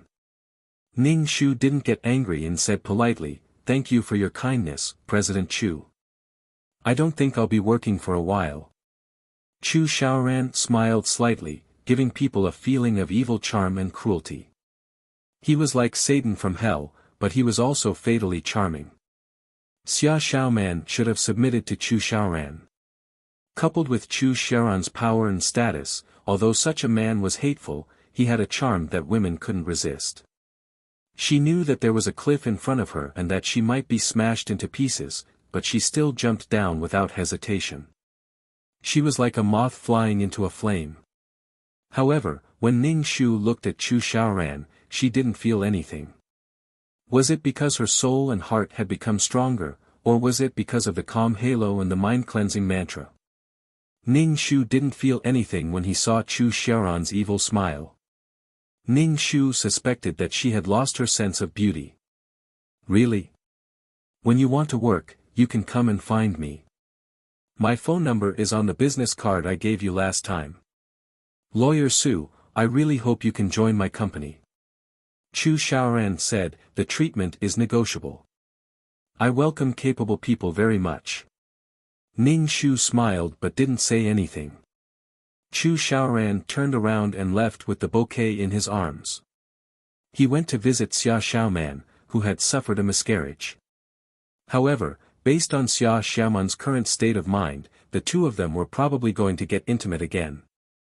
Ning Shu turned around and drove back. Mother Su, who was sitting in the front passenger seat, said to Ning Shu, "Let's move." Seeing Xia Xiaoman like this, Mrs. Su knew that it was impossible between her son and Xia Xiaoman. Moreover, it was impossible for the Su family to take in a daughter-in-law who was someone else's mistress and had a miscarriage. When she was pregnant, she slept with a man and even lost the child. Mrs. Su used to think that Xia Xiaoman was a well-behaved child. She looked like a happy and adorable child. However, one couldn't judge a book by its cover. She did such a thing without saying a word. Ning Shu nodded. As long as the two elders of the Su family were willing to move, she would be able to go abroad to study in peace. The Su family sold the house as quickly as possible. When they were moving, Ning Shu met Xia Xiaoman, who had just returned from the hospital, in the corridor. It was summer, but Xia Xiaoman was not only wearing long-sleeved clothes, but also a thin down jacket and a hat on her head. Xia Xiaoman's face was very pale, and her eyes were dim. She looked listless, and there was an aura of sadness and despair all over her body. Xia Xiaoman was supported by Mother Xia. Mother Xia's face was trembling. She was angry and distressed for her daughter, and she also felt very embarrassed. "Brother Wenlang, what are you guys Xia Xiaoman asked Ning Shu. Her voice was weak and listless, which made people feel bad just by looking at her. We're preparing to move. Ning Shu said, and said politely and distantly, take good care of your body. You don't look very good. When Xia Xiaoman heard Ning Shu say that they were moving, her eyes showed reluctance and a trace of sadness. She felt that her life was gloomy. Her child was gone, and now Brother Wenlang was going to leave. All of this was because of that devil-like man. Ning Shu saw Xia Xiaoman's expression. He didn't know what she was thinking. Her face was full of pain and despair, which made her pale face even paler. Her eyes were red, but she forced herself not to let tears fall. Ning Shu felt speechless. People like Xia Xiaoman, you don't have to do anything to her, and she can fall into the pain she created. She can torture herself over and over again, and feel that she is in pain, very painful. Female protagonists of sadomasochistic novels are like this. They are always in pain, so painful that they want to die. They can always find things to make themselves feel uncomfortable. In this regard, Ning Shu couldn't understand at all. Ning Shu stayed in the hospital for more than 10 years. The pain of chemotherapy was unbearable. If he kept falling into pain at this time, it would definitely make him collapse. So, things have already happened. He didn't work hard to get himself out of it, and he still destroyed himself over and over again. Ning Shu felt that this guy was simply sick. Xia Xiaoman forced a smile and said to Ning Shu, it's good to move away. Brother Wenlang, I hope you are happy. You too. Nothing is more important than the body. The body is everything. Ning Shu said lightly. Xia Xiaoman didn't have any bad intentions, but she was a little self-righteous. She thought that what she did was for the good of others. She sacrificed herself to help others, but she didn't think about whether others would accept it or not. Brother Wenlang. Seeing that Ning Shu had left, Xia Xiaoman turned around and looked at Ning Shu. I'm sorry. Ning Shu curled his lips and didn't say anything. Xia Xiaoman didn't just apologize to Su Wenlang. She still had another life. But Xia Xiaoman actually got together with Chu Xiaoran, who killed Su Wenlang. Xia Xiaoman was angry at first, but in the end, she was softened by Chu Xiaoran's tenderness. In the end, she even ran to Su Wenlang's grave and said that she couldn't forgive Chu Xiaoran, but she loved Chu Xiaoran. She wanted to forget the hurt in the past and be with Chu Xiaoran. It wasn't easy to find love in one's life. In the end, she even said, Brother Wenlang, I have found happiness now. Bless me. This made Ning Shu spit out a mouthful of blood. Ning Shu turned around and left. If people like Xia Xiaoman ignored him, she could also humiliate herself. But in front of Chu Xiaoran, she had a strong self-esteem. Even if we slept together, I was forced. I am a person with dignity. The Su family's new house was bought in W City, which was next to T City. Chu Xiaoran didn't have much power in W City. Even if he wanted to interfere, there were many restrictions. Now, he was hibernating to strengthen himself. Chapter 5:11. The Su family's new house was bigger than the previous one. Ning Shu added some money from the sale of the old house and bought a bigger house. She wanted the two elders of the Su family to live more comfortably. Su Wenlang, the person who entrusted the house, felt guilty towards his parents. He didn't fulfill his filial duty by letting them send off their children. Ning Shu wanted to fulfill his filial duty for the original owner of his body. The environment of the neighborhood was pretty good. There were many green belts and a city garden next to it. Su Wenlang spent more than half of the wedding fund that he had saved up for so long. Su Wenlang's father said that it was too expensive, but he was happy when he saw all kinds of exercise equipment in the neighborhood. There were also many old men playing chess and exercising. After the family settled down, Ning Shu started preparing to go abroad while studying the law. He had already contacted the school. What made Ning Shu nervous was that there might be a language barrier over there, and he would have to start over. He regretted not having enough knowledge when it came to using it. He felt like he was useless every time. If he started studying now, he would become a knowledgeable person one day. He would also be able to easily deal with small problems during missions. Mrs. Su made a sumptuous dinner. At the dining table, Mrs. Su kept putting food in Ning Shu's bowl. She looked reluctant and reminded Ning Shu, "Take good care of yourself when you go abroad. If you need money, call home. If you're having a hard time, come back." However, Mr. Su said, "Go abroad to train yourself. Study hard." Ning Shu accepted the concern of his parents. The next morning, Ning Shu went to the airport after his parents sent him off. Sitting on the plane and looking at the clouds outside the window, Ning Shu's mood was very calm. This was the first time she felt like she was fighting for herself during a mission. In the past, she was always thinking of ways to complete the mission. She only had the mission in her mind. But now, Ning Shu wanted to slow down and enrich herself. She wanted to learn and enrich herself. When the plane landed in the capital of a foreign country, Ning Shu started his busy studying life. Because of the language barrier, Ning Shu found it difficult to study. This is because lawyers are very strict when arguing with each other. If you don't pay attention, you will be caught by the other party. Especially when it comes to grammar in a foreign language. In order to master foreign languages as soon as possible, Ning Shu had to work as a waiter at the restaurant.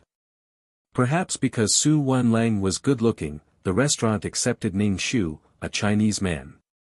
In school, Ning Shu basically didn't participate in the mock defense because she couldn't even speak clearly. Defending was simply a joke. Ning Shu was exhausted every day. If it wasn't for the fact that he had to practice martial arts every day, Ning Shu would probably be lying on the ground. No matter how busy he was, Ning Shu had to practice martial arts every day. The bones of Chinese people were smaller than the bones of Westerners. They were easy to bully, so it was necessary to have a certain level of martial arts. Only by beating the other party down would they not dare to provoke you. Furthermore, in a country where guns were legal, Ning Shu had to ensure his own safety. Some cruel people wouldn't care if you were innocent or not and would shoot you to death. In half a year, Ning Shu barely grasped a foreign language and gradually started to participate in mock defense. Of course, the defense was based on the laws of the country he was in. In the beginning, Ning Shu lost more than he won, so he could only learn slowly. Ning Shu felt that in the future, he would only add attribute points to his wisdom and martial arts. He wouldn't care about the rest. Occasionally, Ning Shu would help the Chinese fight some small cases. The remuneration wasn't much. This allowed Ning Shu to gain some reputation among the lower-class Chinese. Those who came to Ning Shu to fight cases were the Chinese who didn't have a good life. Ning Shu would symbolically collect some money. Of course, it was impossible for him to do it for free. If he did it for free, it would only make these people feel that it was natural. People always didn't care about things that they could get easily. Ning Shu had a faint idea in his heart. However, this idea wasn't mature yet and required a plan. As his learning deepened, Ning Shu had basically grasped the defense routine. This allowed Ning Shu's success rate in mock defense classes to increase. The number of Chinese who came to Ning Shu to fight cases also increased. In fact, if the Chinese fought cases in other countries, the success rate wasn't very high. After all, the laws in this country were biased towards the Chinese. Ning Shu could only try his best to win this kind of biased case that hadn't even been heard yet. Now, Ning Shu's mind was only filled with the law. The law. It was as if he had been possessed. This was the first time Ning Shu was so obsessed with something other than cultivating peerless martial arts. In the process of arguing, it wasn't just a test of one's reflexes and courage. More importantly, it was a test of one's calm heart. No matter what the situation was, one had to maintain rationality in order to turn defeat into victory. Ning Shu realized that in the process of arguing, Ning Shu didn't even need to chant the clear heart mantra to ensure his inner peace. As Ning Shu went to court more and more, many Chinese people asked Ning Shu to represent them. Ning Shu politely rejected them. He usually only represented the Chinese. Ning Shu also received an invitation from the embassy in China, asking Ning Shu to become the embassy's lawyer and deal with the Chinese who came to the embassy for help. Ning Shu gladly accepted this job. The embassy in China was backed by the country. It was absolutely glorious to have this work experience on his resume. The country's weapon couldn't be shown to others. Ning Shu didn't believe that Chu Xiaoran's ability could be stronger than the country's. In addition, Ning Shu used his own money to invest in a Chinese restaurant. The head chef was a man whom Ning Shu had helped in a lawsuit. Although he won the lawsuit by a narrow margin, he lost his job. Ning Shu invested in a Chinese restaurant for the couple. The business was pretty good. In addition, Ning Shu was the embassy's lawyer, so there were very few people who found trouble with the restaurant. Some people dared to bully the Chinese, but they didn't dare to openly go against the embassy and the country. This allowed Ning Shu to earn money. Ning Shu was pleasantly surprised that the money increased each time. After a period of time, Ning Shu actually had a lot of money in his hands. Ning Shu originally planned to return to China in 2 years, but it was delayed to 3 years. The stronger his foundation here, the easier it would be to deal with Chu Xiaoran when he returned. Ning Shu was now thinking about working hard in the embassy. He wanted to try his best to win the lawsuit for the Chinese who came to him for help under extremely unfair circumstances. When the 3 years were up, Ning Shu returned to China with a recommendation letter from the embassy. This recommendation letter was stamped with the embassy's seal and was more valuable than anything else. It represented the government's recognition of him. After getting off the plane, Ning Shu went home first. First, he comforted Mother Su, who had been crying for a long time. Then, he said to Father Su, who was holding back his excitement, "Dad, I'm back." "It's good that you're back." Father Su nodded. Mother Su prepared a lot of food for Ning Shu. She kept saying that Ning Shu had suffered outside and told Ning Shu to eat more. Ning Shu ate all the food that Mother Su gave her. However, when Ning Shu saw that the 2 elders of the Su family were in good health, she heaved a sigh of relief. Although the 2 elders kept saying that everything was fine when they called, Ning Shu was still a little worried. Chapter 5:12. Because of the jet lag, Ning Shu was dispirited for several days. After he recovered, Ning Shu planned to go to T-City. When Mother Su heard that her son was going to T-City, she quickly asked, "Are you going to see Xia Xiaoman?" Ning Shu was a little stunned. "Mom, I almost forgot. I'm going back to see my former boss and some colleagues. It's fine even if I see Xia Xiaoman." When he was abroad, Ning Shu did not pay attention to the matter between Chu Xiaoran and Xia Xiaoman, nor did he have any channels to find out. The main purpose of returning to T-City this time was to find out how the 2 of them were doing. After about a few hours of driving, Ning Shu returned to T-City. First, he went to visit the boss of the law firm. The 2 of them also went to have a meal. The boss asked Ning Shu, "What are your plans this time?"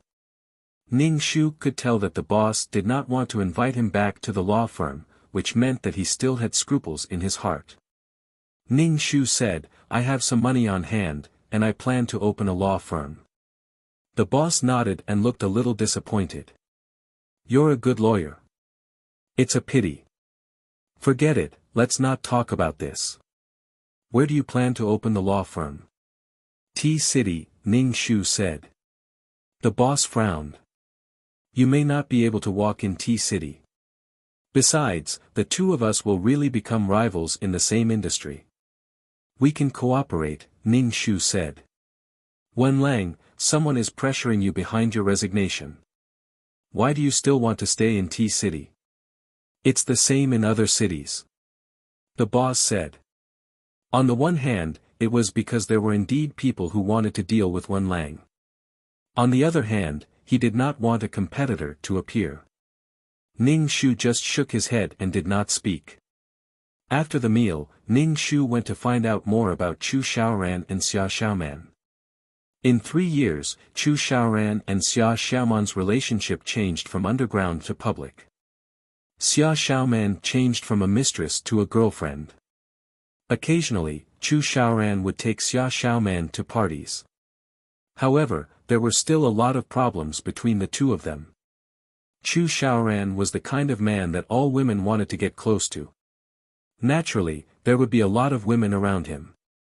It was as if they were trying to plot against him.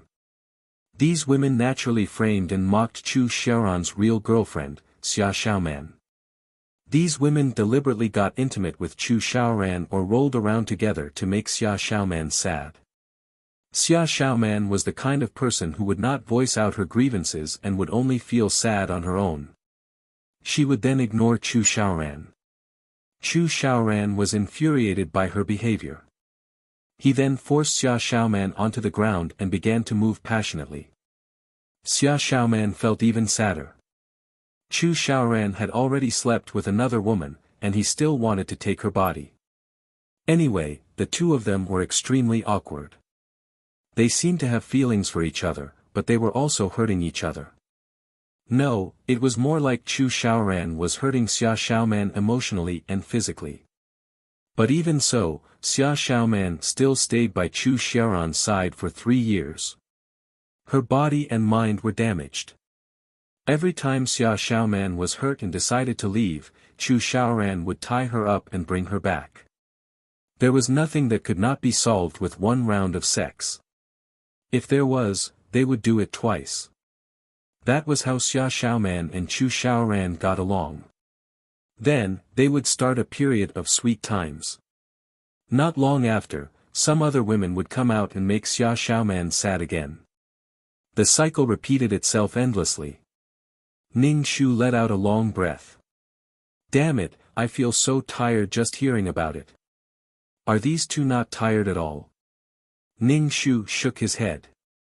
Ning Shu did not sympathize with Xia Xiaoman at all. Chu Xiaoran had hurt her so much, but she could not bear to leave him. Who else would she hurt if not you? Su Wenlang was really miserable. Every time Xia Xiaoman got hurt, she would come to Su Wenlang and cry. She would cry and ask Su Wenlang to take her away. She could not stand it anymore and would come to Su Wenlang for treatment. After her injuries were healed, she would return to Chu Xiaoran's side. After understanding these things, Ning Shu did not pay attention to the two of them anymore. Seeing them hurt each other so much, Ning Shu was very happy. Ning Shu began to set up her own law firm. She chose a better location. For the time being, she was the only one in the law firm. She hired a young girl who would serve tea and organize documents. It was impossible to receive a big case right from the start. Ning Shu went to T-City's government and took out the recommendation letter from the embassy. She said that she planned to set up a law firm and that the law firm would be a semi-profitable charity organization. The law firm would provide free legal advice for people who were in financial difficulties. Ning Shu wanted to inform the government in advance. The government supported such organizations. With the recommendation letter from Ning Shu's embassy, Ning Shu was able to get a business license very quickly. It was really not easy to set up a law firm on her own. Ning Shu contacted the embassy's lawyer and said that if anyone returned to China, they could come to her law firm to take a look. Ning Shu invited many people to attend her opening ceremony. Ning Shu did not expect that there would be people from the government who would attend the opening ceremony. In fact, it could be said that the law firm was backed by the government. In the beginning, only people who heard that the law firm would be free came to the law firm. Ning Shu verified the family conditions of these people. If they were really poor, Ning Shu would keep her promise and free the law firm. After a while, they gained some reputation. A few more lawyers came to the law firm, and it looked like they were on the right track. Ning Shu occasionally went back to attend banquets to expand her network. She would meet Chu Xiaoran and Xia Xiaoman. Xia Xiaoman was wearing an expensive gown and dazzling jewelry. She had a blissful look on her face as Chu Xiaoran held her arm. Ning Shu narrowed his eyes and looked at the high-spirited Chu Xiaoran. Various thoughts flashed through his mind. Chu Xiaoran felt that someone was looking at him with a scrutinizing gaze. There was also a hint of hostility. Chu Xiaoran turned around and saw Ning Shu. He was stunned for a moment and pulled Xia Xiaoman over to Ning Shu. Xia Xiaoman was confused at first. When she saw Ning Shu, a trace of uneasiness flashed across her face. She wanted to pull her hand out of Chu Xiaoran's hand, but Chu Xiaoran grabbed it tightly. "Lawyer Su, it seems that we haven't seen each other for a long time." Chu Xiaoran looked at Ning Shu and narrowed his eyes slightly. This man looked more mature than before, as if he had settled down. Chu Xiaoran actually felt that he could not see through him. This feeling made Chu Xiaoran very unhappy. He originally thought that this man would come to him and beg him to give him a job, but he did not expect that he would disappear for so long. Now that he saw this man again, Chu Xiaoran felt unhappy and uneasy. Ning Shu glanced at Xia Xiaoman, who had exquisite makeup, and said to Chu Xiaoran, "It seems to have been quite a long time. President Chu, how have you been?" Chu Xiaoran looked at the calm Ning Shu and reached out to hold Xia Xiaoman's shoulder. He said to Ning Shu provocatively, "Let me introduce you to my girlfriend, Xia Xiaoman." Chapter 513. Chu Xiaoran introduced Xia Xiaoman to Ning Shu. Was there a need for an introduction? Su Wenlang and Xia Xiaoman had known each other for more than 10 years and had spent more time together than the two of them. Chu Xiaoran did it on purpose. Ning Shu raised his eyebrows and reached out his hand to Xia Xiaoman calmly. "Hello." Xia Xiaoman's face flashed with sadness when she saw her brother Wenlang's reaction, but she still reached out to shake hands with Ning Shu. However, Chu Xiaoran grabbed Ning Shu's hand first. Chu Xiaoran held Ning Shu's hand tightly. Seeing that Ning Shu was expressionless, he tightened his grip. Ning Shu smiled calmly and held Chu Xiaoran's hand tightly. Chu Xiaoran's expression changed immediately and he let go of Ning Shu's hand. Chu Xiaoran's eyebrows were filled with anger and displeasure, but there was a sinister smile on his lips. "Lawyer Su, you're really an interesting person. Let's keep in touch with each other in the future. I like interesting people like you." Ning Shu nodded. "We'll definitely keep in touch with each other in the future." Even Xia Xiaoman could feel that the atmosphere between the two of them was not quite right. She pulled Chu Xiaoran away. The moment Chu Xiaoran turned around, his face became extremely sullen. His face turned black, and his eyes were filled with coldness, anger, and prying.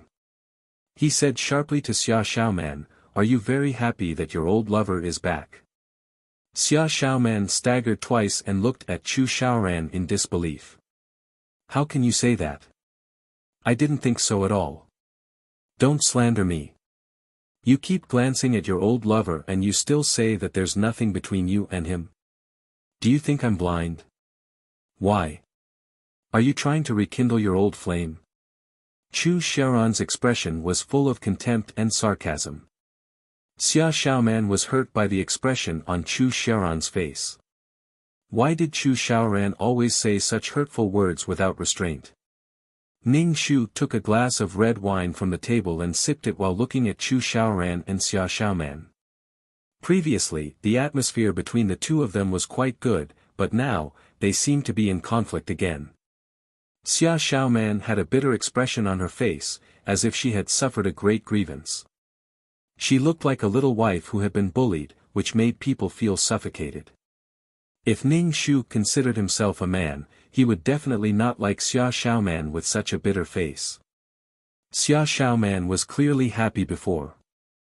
At least, she was happy when she was with Su Wenlang. But now, Xia Xiaoman was no longer happy, only pain and helplessness after being destroyed. If this was what Xia Xiaoman thought of as love, Ning Shu had nothing to say. Ning Shu finished the red wine and turned to leave. During this period of time, Ning Shu was not only busy with the law firm, but also took time to visit the two elders of the Su family. Currently, the law firm was in a relatively idle state, and more people came to consult for free. Brother Wenlang. When Ning Shu lowered his head to look at the documents, he heard Xia Xiaoman's voice and thought it was an auditory hallucination. Ning Shu looked up and saw Xia Xiaoman.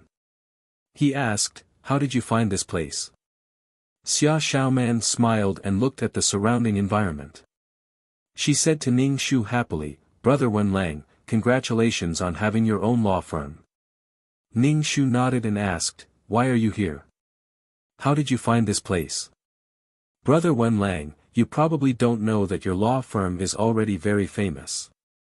"I just asked around a little and found out," Xia Xiaoman said with a light tone, as if she was happy for Ning Shu. Ning Shu didn't think that Xia Xiaoman was here to talk to her about this. Ning Shu poured a glass of water for Xia Xiaoman and asked indifferently, "Why are you here this time?" Xia Xiaoman saw that Ning Shu's attitude was cold and looked a little hurt. She asked, "Brother Wenlang, do you still blame me in your heart?" "No." Ning Shu did not know what Xia Xiaoman meant. "Brother Wenlang, I know that I let you down. We should have gotten married, but because of me, I made you sad. Brother Wenlang, I'm sorry." Xia Xiaoman's face was filled with guilt and helplessness. Ning Shu shook his head. "Those are all things in the past. I don't take it to heart. You will also have your own happiness. We're both passers-by in life." Ning Shu was very impatient. Why did Xia Xiaoman come all the way here to say something? Ning Shu felt that Xia Xiaoman was quite silly to come all the way here. If Chu Xiaoran knew about this, he would give her another round of abuse. Chu Xiaoran's punishment method was to make her unable to get out of bed. It seemed that this punishment method actually made Xia Xiaoman happy. "What exactly do you want from me?" Ning Shu pinched the space between his eyebrows and asked.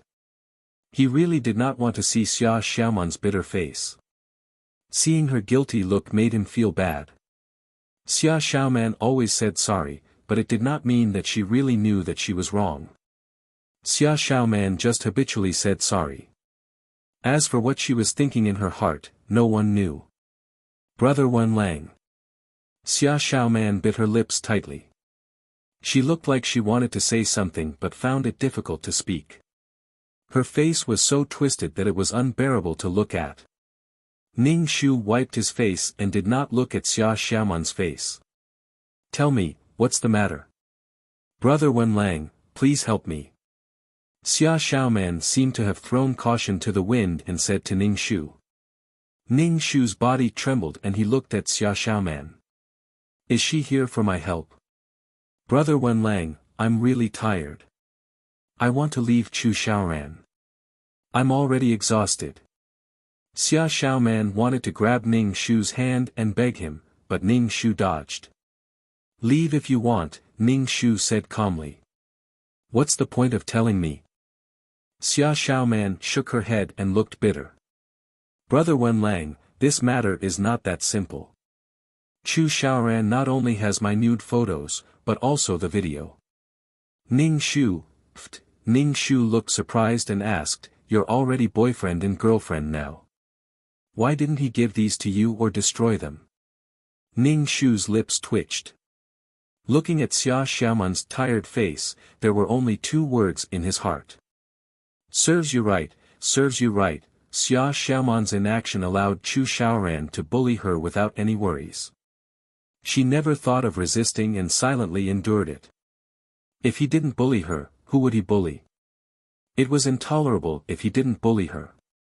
Now, he's here to ask me for help again. Ning Shu felt that this guy is here to trick me again. She was infinitely tolerant towards the male lead, but the unlucky ones were always the ones who were nice to her. She really treated the male lead as her first love even if he tortured her thousands of times. She was simply too cheap. Ning Shu hated Xia Xiaoman very much. He didn't give me the things. Xia Xiaoman looked at Ning Shu. Brother Wenlang, I want you to help me fight a lawsuit and help me get these things back. Ning Shu didn't even look up and said calmly, this lawsuit is not easy to fight. Since your boyfriend and girlfriend, Chu Xiaoran can be said to be your romantic interest. If you really want to leave Chu Xiaoran, you can just leave. Why go through so much trouble? Chapter 5:14. She should have used this method when the nude photos were exposed, but she chose to compromise. It wasn't so easy to deal with the matter now. Besides, Ning Shu didn't intend to help her at all. If she did, she would be busy with Xia Xiaoman's matter and risk being killed by Chu Xiaoran. Chu Xiaoran and Xia Xiaoman bickered and rolled around together, but decided not to break up. He was speechless. Given Xia Xiaoman's character, she would definitely do such a thing. Brother Wenlang, please help me. Xia Xiaoman begged Ning Shu. I must leave Chu Xiaoran. He doesn't love me at all. He has been toying with me. I'm really tired. Ning Shu was speechless. Get lost.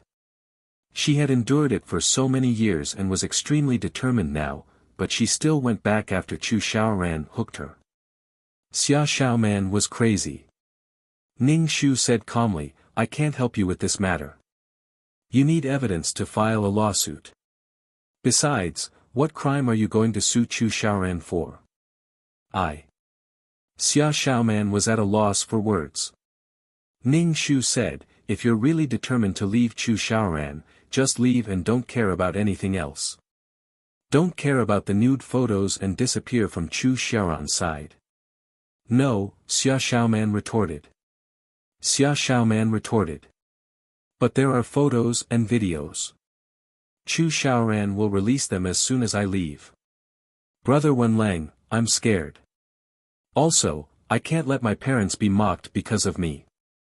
See, Xia Xiaoman subconsciously didn't want to leave Chu Xiaoran, which was why she found all kinds of reasons. Even if she vowed to break up with him now, it was most likely because Chu Xiaoran had done something to upset her. She would naturally forgive him after some time and be lovey-dovey with him again. Xia Xiaoman would forgive Chu Xiaoran easily. As long as Chu Xiaoran was more attentive and did one or two romantic things, Xia Xiaoman's attitude would soften. Xia Xiaoman's words couldn't be trusted, especially when she said that she wanted to leave Chu Xiaoran. Ning Shu did not believe that Chu Xiaoran would release the photos and videos. With Chu Xiaoran's chauvinism, would he allow others to observe his woman's body? Especially the video of them having sex. It would be strange if it was released. Only Xia Xiaoman would believe it.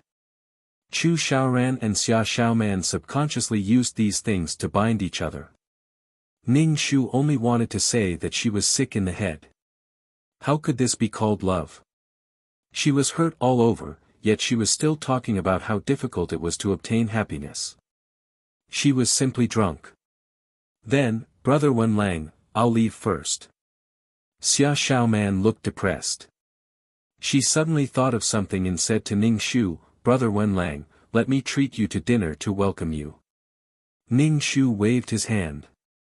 Just as he was about to speak, he saw a group of people with sticks and knives walking into the law firm aggressively from the corner of his eye. Without saying a word, they slashed and smashed everything. The people in the law firm were shocked. Xia Xiaoman was so scared that her face turned pale.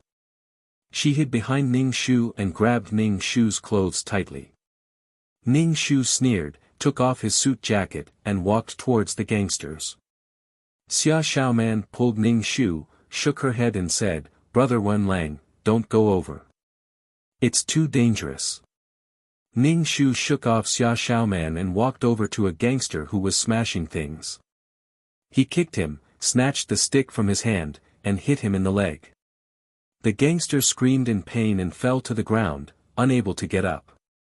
Ning Shu walked towards the other gangsters with the stick. When the gangsters saw Ning Shu's murderous aura, their faces became weak and they wanted to run away. Ning Shu closed the door directly, smashed things and wanted to run away. The gangsters who looked strong but were weak in reality were not Ning Shu's opponents. They were all beaten to the ground by Ning Shu. Ning Shu stepped on the gangster leader's chest and said, "How dare you come to the law firm to make trouble and provoke people who play with the law? Believe it or not, I will put you in jail. Let me go, or our boss will show you." The gangster bluffed and shouted at Ning Shu. Ning Shu smiled indifferently. He raised the stick and hit the gangster's arm. When the stick hit the gangster's arm, a clear sound of bone cracking could be heard. The gangster let out an inhuman cry. Ning Shu threw the stick, clapped his hands and said to the somewhat sluggish staff, "Call the police. Today, no one who smashed things can escape. Boss, you're too domineering." The little sister who sorted out the documents immediately called the police. After a while, a police car came and took these gangsters away. Ning Shu arranged a lawyer to deal with this matter. He said to the lawyer, "The more serious the better." The lawyer nodded, indicating that he understood. Ning Shu felt a little hot. He unbuttoned his shirt. Seeing Xia Xiaoman staring at him, he said, "Aren't you going to leave?" "Oh." Xia Xiaoman recovered and said, "Brother Wenlang, I didn't know you could fight so well. One person beat all the gangsters down." Ning Shu casually said, "I practiced abroad." Xia Xiaoman saw that the law firm was in a mess. It wasn't good for her to stay here, so she could only leave. Ning Shu narrowed her eyes slightly. It was too obvious who was the culprit today. Xia Xiaoman had just arrived and something like this had happened. The naive Xia Xiaoman probably didn't know that she was being monitored. Chu Xiaoran was warning her. Ning Shu smiled. Did Chu Xiaoran really think that he was so great that he could do whatever he wanted? After this incident, the law firm was relatively peaceful. There were no other gangsters who came to make trouble. The previous gangsters were charged with all the crimes that could be added, such as breaking into private property, maliciously hurting others, robbery. Anyway, these people would not be able to make a comeback. If they were greedy and came to make trouble, they had to think about the consequences. Su Wenlang died in the hands of gangsters. Sometimes, these gangsters were a very good tool. Su Wenlang's death had no effect on Chu Xiaoran at all. Chu Xiaoran was still the CEO and was still high and mighty. Towards Xia Xiaoman, Ning Shu only had disgust in her heart. This woman's stupidity was simply unbearable. Her naivety was unbearable. Moreover, Xia Xiaoman only had naivety and no sweetness. She always had a bitter face. Ning Shu went to the city government. Under the government's invitation, he became a lawyer. The law firm was actually considered to be the government's. T-City needed this to establish a good image. Of course, Ning Shu was also the boss of the law firm. Ning Shu had wanted to get on this line since a long time ago. Chu Xiaoran treated her like this, so she had to return the favor. Previously, she thought that her strength was not very strong and the chances of winning against Chu Xiaoran were not high. Now that Chu Xiaoran was bullying her, Ning Shu felt that there was no need for her to hide. Chapter 515. With the support of the government, Ning Shu's law firm gradually got on the right track and slowly gained a foothold in T-City. This was the difference between working alone and having support. Ning Shu was supported by more than one person. Ning Shu had fought many cases for free, but the law firm was still profitable. Ning Shu was now the person the government pushed out to deal with the people who needed legal aid. As long as the bottom line was not crossed, Ning Shu's law firm would slowly start to grow. Ning Shu could now attend some high-end banquets, which meant that her social status was slowly rising. Ning Shu felt that even if the final mission was not completed, he had reversed a beautiful life for the original owner of this body and was now on equal footing with Chu Xiaoran. Ning Shu felt very carefree. During the banquets, Ning Shu would occasionally meet Chu Xiaoran. When Chu Xiaoran looked at Ning Shu, he was a little strange. "You're quite good at fishing for fame. You've even become a philanthropist." Ning Shu had a smile on his face. "Even if I'm fishing for fame, I've done it." Chu Xiaoran had a strong temperament. When his eyes met with Ning Shu's, a cruel smile appeared between his eyebrows. "You're really an interesting person. You're interesting too." Ning Shu held a red wine glass and clinked it with Chu Xiaoran's. "Here's to you." Chu Xiaoran's pupils constricted. He raised his head and drank the red wine. Looking down at the wine glass in his hand, Chu Xiaoran was a little afraid of this man. He had only symbolically made a move, but he was already warned. What kind of background did this man have? Chu Xiaoran had a smile on his face. Ning Shu said, "We may work together in the future. There will definitely be a chance to work together." Ning Shu nodded and said affirmatively. Chu Xiaoran glanced at Ning Shu and turned to leave.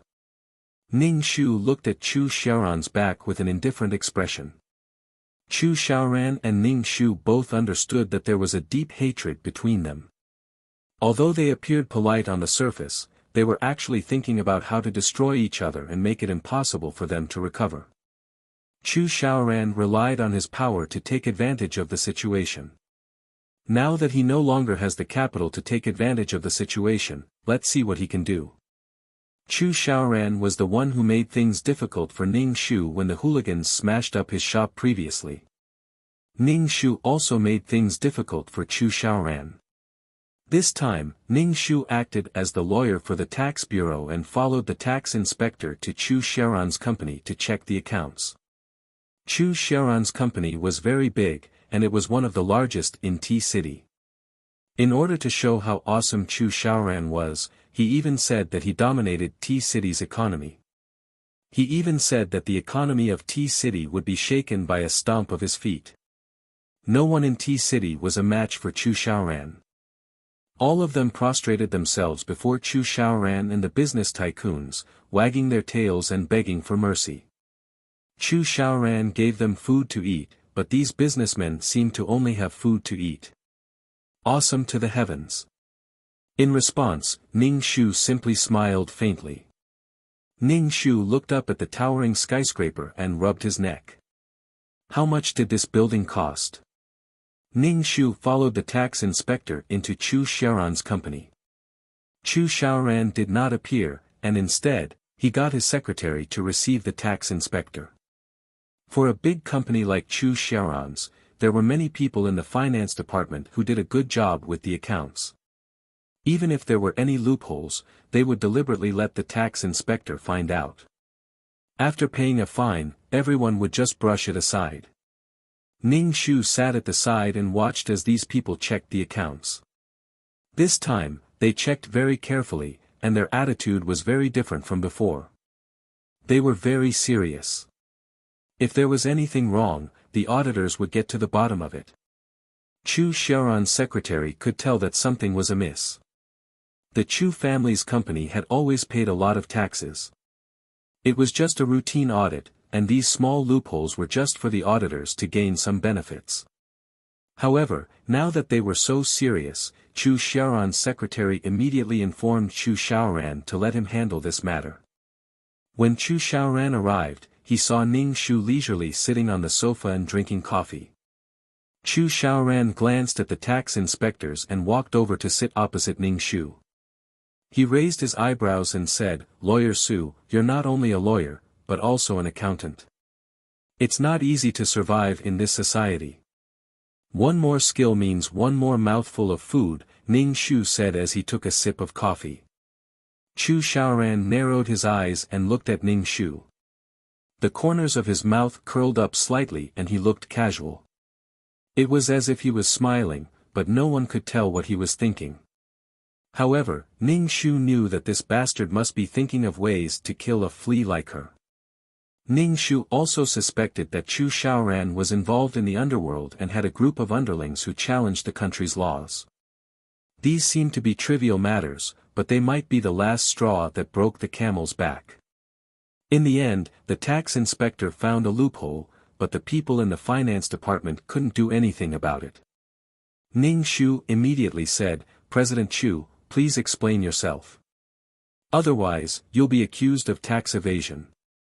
Chu Xiaoran looked at Ning Shu, who didn't hide the gloating in his voice.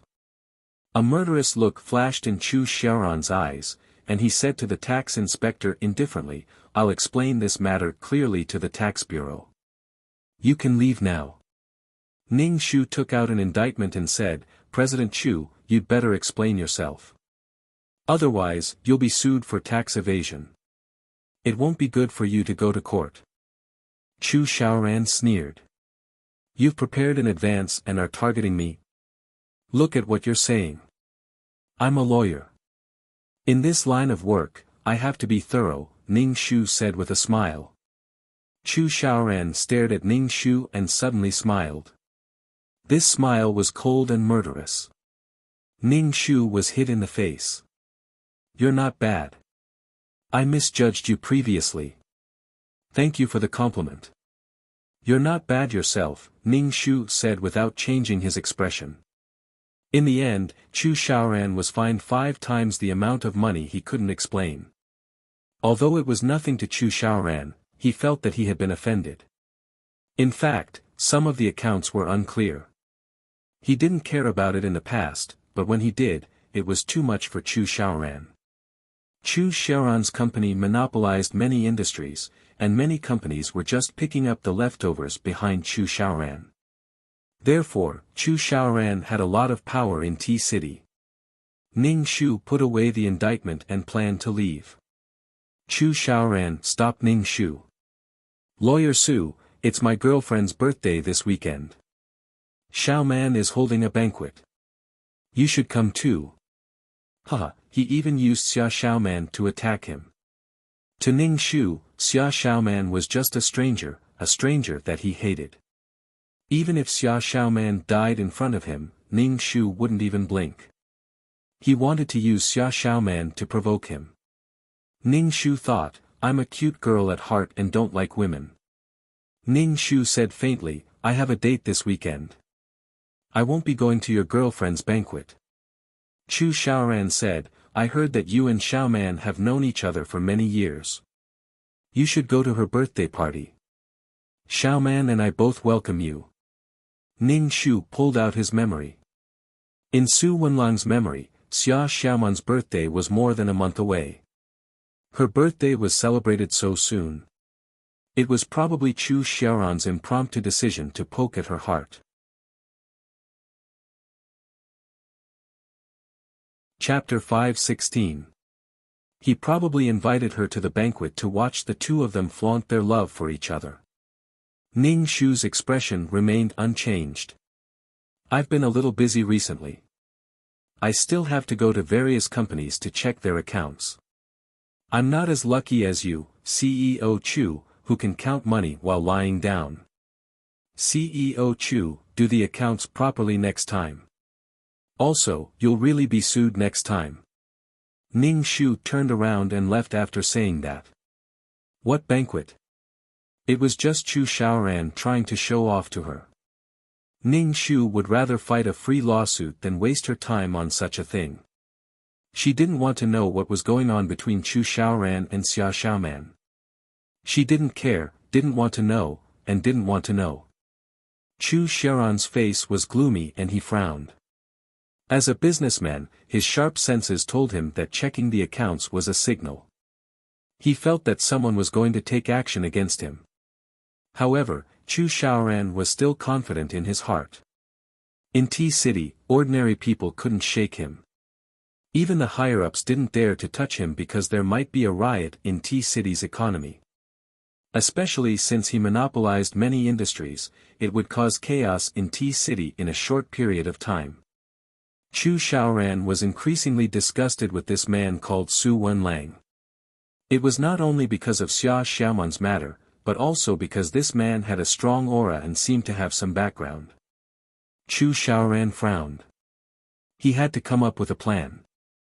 Recently, Ning Shu felt that someone was following her, as if she was being watched. Every time she tried to find this feeling, her eyes would disappear. Ning Shu felt that it should be Chu Xiaoran's men. Are they trying to kill me? Ning Shu felt that Chu Xiaoran was sometimes overconfident. If he was an ordinary person, he would be killed just like in the plot. Even if it was just a ripple, it would be over soon. However, her social status was different now. It was a kind of image that the government pushed in front of others. Especially since she still had to run the law firm, her death would have a certain amount of influence. Chu Xiaoran had been in T-City for too long and had forgotten who the land under his feet belonged to. Ning Shu walked into a small alley and waited for the person following her to appear. The person following Ning Shu was a man. This man had a valiant aura, and judging from the way he walked, he seemed to be a veteran. "Why are you following me?" Ning Shu asked. The man did not speak. He held a sharp blade between his fingers. It looked like he was going to cut Ning Shu's throat. Ning Shu narrowed his eyes and took the initiative to raise his fist and punch the man. This man was probably a special forces soldier and was proficient in martial arts. He seemed to look down on Ning Shu and directly reached out to grab Ning Shu's fist.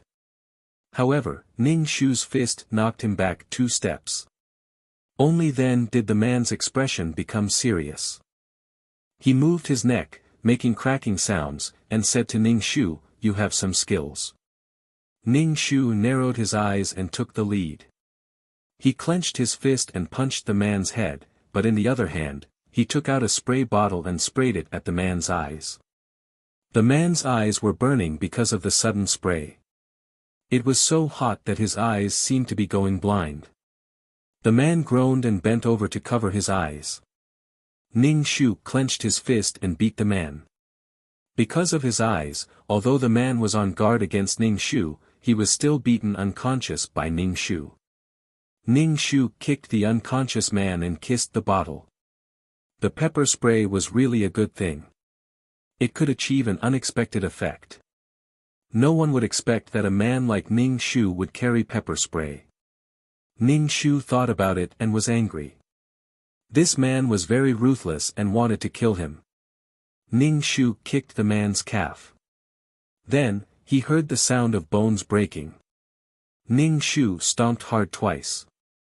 The man sat up in pain and wailed. He rolled his eyes and fainted again. His calf was swollen. In fact, Ning Shu wanted to kill this man, but after all, this was a society ruled by law. Even if it was dirty in private, as a lawyer, Su Wenlang's hands must be clean. It was the most basic principle and persistence. Su Wenlang probably didn't want to come back and become the person who had to bear a life in his hands. Ning Shu called Chu Xiaoran and asked him to come and take his man away. Otherwise, he would be sent to the police. Ning Shu didn't want to call the police, because there would always be someone to protect a veteran like him. Ning Shu would rather give Chu Xiaoran a warning. Chu Xiaoran had rushed over personally with a few bodyguards by his side. Chu Xiaoran looked at the unconscious man on the ground and then looked at Ning Shu. The corners of his mouth curled up. "I underestimated you. Chu Xiaoran, keep an eye on your dog. If there's a next time, he won't be here, but in prison," Ning Shu said indifferently. Chu Xiaoran waved to the bodyguards behind him and they carried the unconscious man away. Chu Xiaoran looked at Ning Shu and said, "Su Wenlang, I really admire you more and more. If it weren't for Xia Xiaoman, I really hope that you can work for me. You also know that it's impossible. How stupid would she be to work with Chu Xiaoran?" Her purpose was to take revenge and make Chu Xiaoran, who had taken advantage of her, have no hope of struggling. You're a tolerant person. You even tolerated Xia Xiaoman's matter and disappeared for a period of time. You even hooked up with someone from the top. Chu Xiaoran narrowed his eyes, hiding the strong murderous intent in his eyes. Ning Shu smiled. He could hook up with someone from the top because she was of value to him. What she did just scratched his itch. However, Chu Xiaoran's existence was like a fishbone stuck in his throat. Ning Shu was just borrowing the wind. Chu Xiaoran looked at Ning Shu condescendingly and turned to leave. Chu Xiaoran was too arrogant.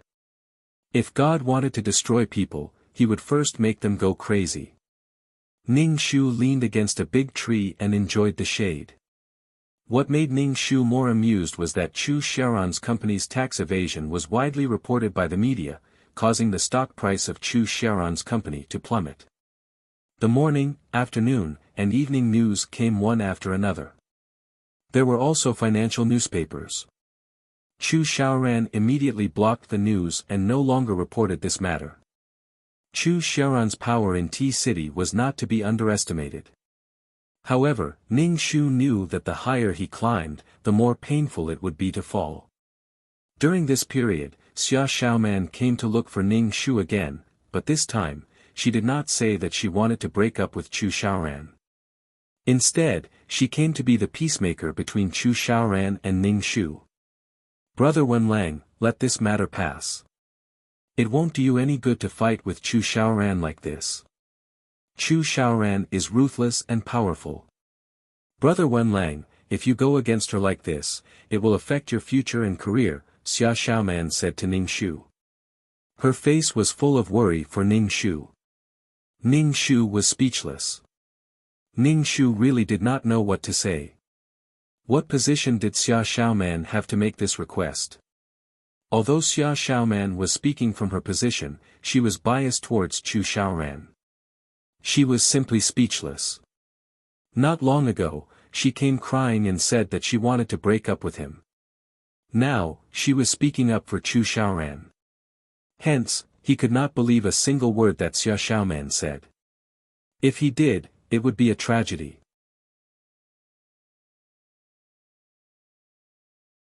Chapter 5:17.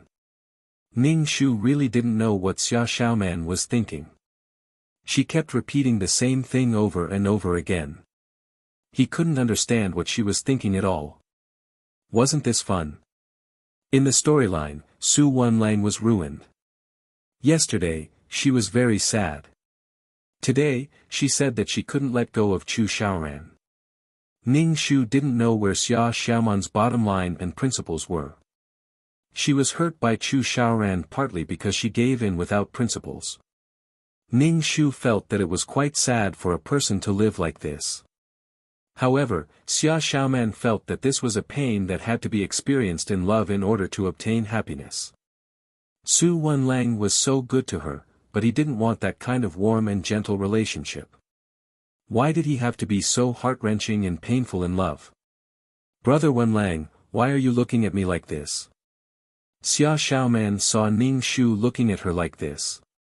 His sharp and unfamiliar eyes made Xia Xiaoman feel uneasy and she moved her body uncomfortably. Ning Shu casually retracted his gaze and said indifferently, "Did Chu Xiaoran ask you to say this?" Xia Xiaoman hurriedly waved her hand and said, "No, Chu Xiaoran didn't say this to me. I came here on my own accord. Brother Wenlang, I don't want you to fight to the death like this. I'll be sad if any of you get hurt." Ning Shu didn't say anything and just looked at Xia Xiaoman. He and Chu Xiaoran couldn't coexist. In the storyline, Su Wenlang died, but this time, it was hard to say. Xia Xiaoman didn't have the right to say these words in front of him. She betrayed Su Wenlang and even asked him to let go of everything and coexist peacefully with Chu Xiaoran. Scram as far as possible. Just looking at her made him feel suffocated. Xia Xiaoman, who was a selfish person in the name of doing good for others, especially when she was in love, was very annoying. Ning Shu had never hated a woman so much. He couldn't say that Xia Xiaoman was detestable. She was just a powerless woman who chose to resign to her fate in the face of harm. However, her actions would hurt those who truly cared about her and bring disaster to others. Yet, she was very tolerant of those who hurt her. If he wasn't sick, then what was? If Ning Shu encountered such a situation, he would definitely fight to the death instead of choosing to deal with this matter in such a way. More importantly, using threats and promises to make people compromise was a kind of harm in itself. Xia Xiaoman, has anyone ever told you that you are very cheap? Ning Shu was really annoyed with Xia Xiaoman appearing in front of him all the time and overdrawing her relationship with Su Wenlang. Does Chu Xiaoran know that you're here? Brother Wenlang, you. Xia Xiaoman was stunned. She couldn't believe that these words came out of the mouth of the gentle brother Wenlang. Xia Xiaoman's face turned purple. Anger and embarrassment filled her face. Her voice trembled. Brother Wenlang, do you know what you're talking about? Of course, I know. I'm saying.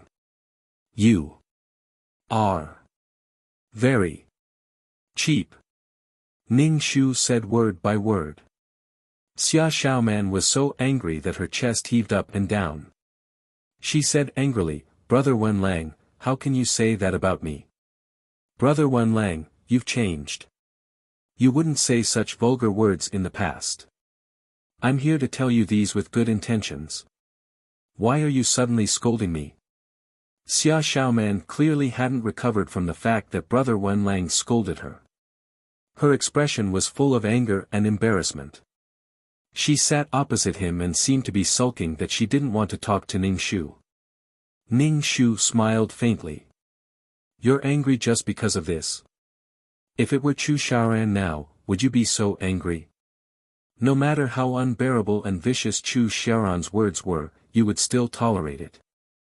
You're so angry just because I said something. Xia Xiaoman, you're just relying on my feelings for you over the years. Also, you betrayed me and appeared in front of me so righteously. Don't you feel embarrassed? Or do you think that I can only have you in this life and that I'll be waiting for you even if you turn around? Ning Shu didn't hold back at all. You're really thick-skinned. Xia Xiaoman's face was pale. She stared blankly at Ning Shu and bit her lips tightly. You're not Brother Wenlang. Brother Wenlang wouldn't say such things. Ning Shu was speechless. Scram, don't come looking for me in the future. If you still have a little bit of shame, don't come looking for me. Ning Shu felt that it was useless to say anything to Xia Xiaoman. In her heart, Su Wenlang was the warm and comforting man who could understand her difficulties and helplessness. Now that Ning Shu was acting a little worse, Xia Xiaoman, who was used to Su Wenlang's silent sacrifice, suddenly felt a sense of betrayal. Xia Xiaoman stood up, her face pale. She took a deep breath and said, Brother Wenlang, I know you hate me in your heart, but everything I did was to solve the problem. My original intention was not to hinder Brother Wenlang's career. It's very dangerous to go against Chu Xiaoran. I don't dare to do anything, but I don't want Brother Wenlang to get hurt. Ning Shu didn't even raise his head. Are you done? If you're done, please leave. Xia Xiaoman bit her lips and turned to leave. When she reached the door, she glanced at Ning Shu. Seeing that he didn't raise his head, Xia Xiaoman frowned and left. If you have any shame, don't come again next time. In fact, Xia Xiaoman didn't know that every time she came to look for Su Wenlang, she was increasing the danger for him. Would Chu Xiaoran be willing to see his woman find another man for no reason? Moreover, this man was Xia Xiaoman's old lover. He was definitely going to rekindle their old flame. Just in case, the best way was to make Su Wenlang disappear. Xia Xiaoman couldn't think of these and wouldn't think of these things. Sometimes, she even used Su Wenlang to provoke Chu Xiaoran. It was really frustrating to meet such a deceitful person. Chu Xiaoran raised a group of people, who were probably specially used to deal with disobedient people. Ning Shu thought about it and also recruited a few security guards, who were all retired soldiers, to protect the people in the law firm. Chu Xiaoran was the kind of person who was high above and ignored the law. It was as if there was nothing he couldn't do. Everywhere he went, there would be people following him, as if he was an emperor. Ning Shu could only laugh at this. In fact, Chu Xiaoran was just a businessman. Why did he act as if he was the most powerful person in the world? He was so arrogant. He was so rich that he could rival a country, but he could only be slaughtered when he was fat. Chu Xiaoran wasn't strong enough to break away from the control of the land under his feet. Ning Shu could only take advantage of the situation. Ning Shu fought a lot of free cases, all of which were to help those who had no way to appeal. This made the reputation of the law firm rise. The newspapers reported that she was a philanthropist. The newspapers wouldn't report on her in an overwhelming manner. They would only appear occasionally in a slow and silent way. Overly exaggerated reports would only cause backlash and doubts. Ning Shu knew that this was the support of her supporters, and what Ning Shu had to do was to work hard and do what he should do.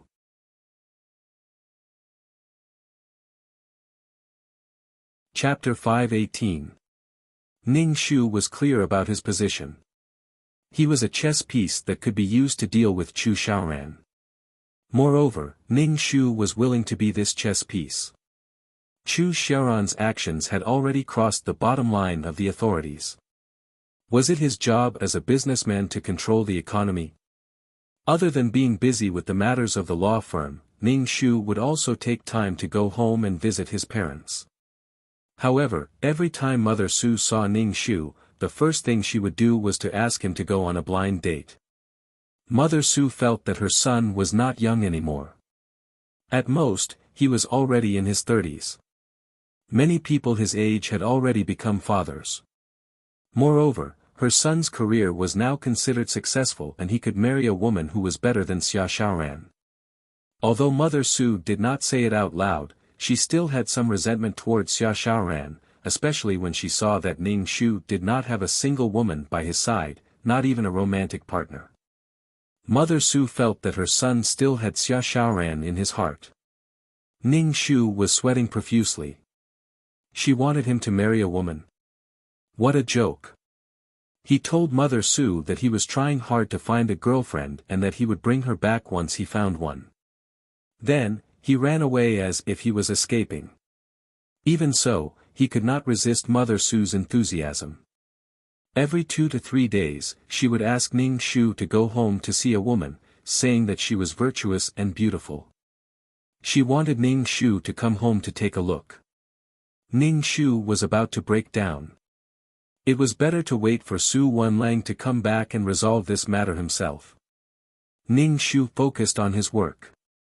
Xia Xiaoran did not look for him for a long time, probably because Ning Shu was too rude the last time. She did not call him either. Sometimes, when Xia Xiaoran attended banquets as Chu Xiaoran's female companion, she would look indifferent when she saw Ning Shu. She did not speak to Ning Shu, nor did she greet him. Even if she met his eyes, Xia Xiaoran would immediately look away. Tsk, tsk, tsk.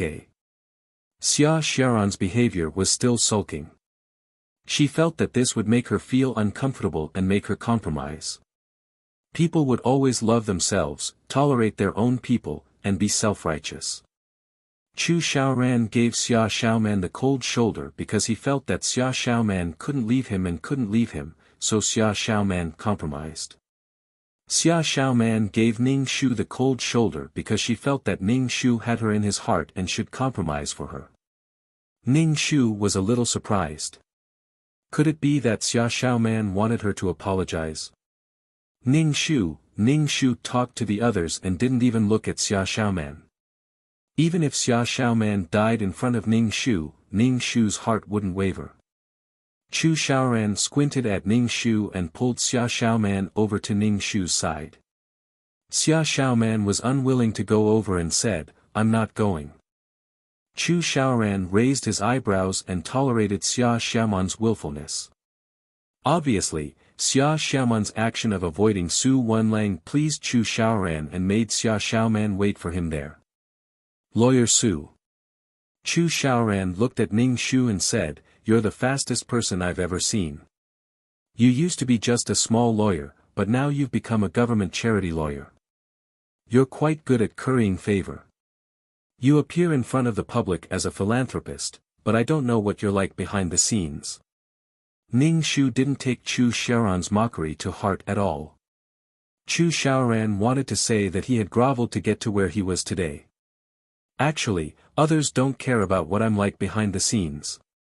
Those who come to me for a lawsuit won't care because I can help them win the lawsuit. Those who need legal aid won't care about what I'm like behind the scenes because I can get justice for them without having to pay a huge price. Ning Shu said calmly, "I'm just doing what I should do. What's there to feel guilty about? What's there to feel uneasy about?" Chu Xiaoran's pupils constricted. Just as he was about to speak, the crisp sound of a glass falling to the ground could be heard, causing a commotion. Chu Xiaoran and Ning Shu turned around and saw that Xia Xiaoran's gown was covered in red wine. The wine was spreading down the white gown, and a beautiful woman was standing opposite Xia Xiaoran. At this moment, she was apologizing to Xia Xiaoran very insincerely. Ning Shu took a glance and looked away. It's these jealous fights again. How boring. Chu Xiaoran walked over and took Xia Xiaoran downstairs to change her clothes. When Ning Shu saw this scene, he felt that Xia Xiaoran was like an overaged baby who would only be at a loss when faced with trouble and wait for the prince to save her. It was no wonder that she refused to leave Chu Xiaoran. She had developed a dependence on Chu Xiaoran. Chu Xiaoran was as cruel as a demon to her one moment, but he was gentle and romantic to her the next. Xia Xiaoran couldn't leave him no matter what. Xia Xiaoran used photos and videos to cover up this mentality, saying that she couldn't leave Chu Xiaoran because of the photos. Anyway, there were a lot of reasons. In short, Xia Xiaoran fell in love with the man who raped and coerced her. Ning Shu still followed the tax inspector to Chu Xiaoran's company to check the accounts. Now, the audit was more frequent, about once every 2 months. This situation was relatively unusual. The audit usually started at the end of the year, and the most frequent audit was once every 6 months. When Chu Xiaoran saw Ning Shu, his face was cold and cruel as he said, "Lawyer Su, you're really going against me. You're checking every 2 months. Do you still want my company to do business?" Ning Shu said with a smile, "Not only your company, but other companies will also be investigated. This is the order of the higher-ups. They want to investigate the tax evasion in the past few years." Chu Xiaoran pursed his lips tightly. Ning Shu took a sip of the coffee that his secretary had brought over and waited leisurely at the side for the audit. Chu Xiaoran looked at Ning Shu and said indifferently, "Lawyer Su, are you sure you want to go against me? Haven't we always been enemies?" Ning Shu said calmly, "What are you talking about, President Chu? I don't understand." Chu Xiaoran sneered. "Some things are not as simple as you think. Or do you think a small lawyer like you can deal with me?" Ning Shu smiled. Chu Xiaoran could say such words, which meant that he was feeling guilty.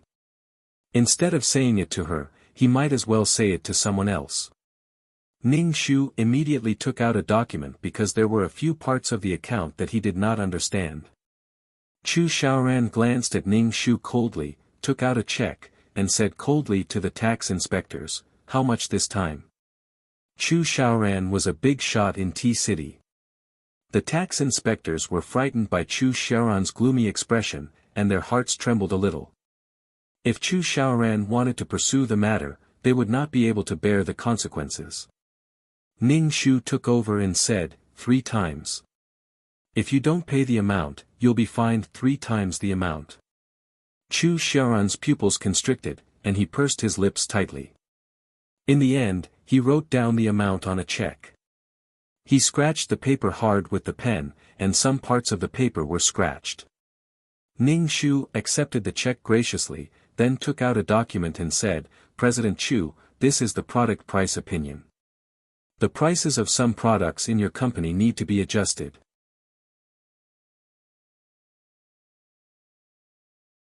Chapter 519. Chu Xiaoran's company had monopolized many industries and the prices of the monopolized products were basically set by Chu Xiaoran. The products of Chu Xiaoran's company were more expensive, so the higher-ups had to adjust the prices. "CEO Chu, I hope that the next time I come, your prices will have been adjusted." Ning Shu ignored Chu Xiaoran's sullen expression and said, "CEO Chu, please adjust the prices according to the opinions."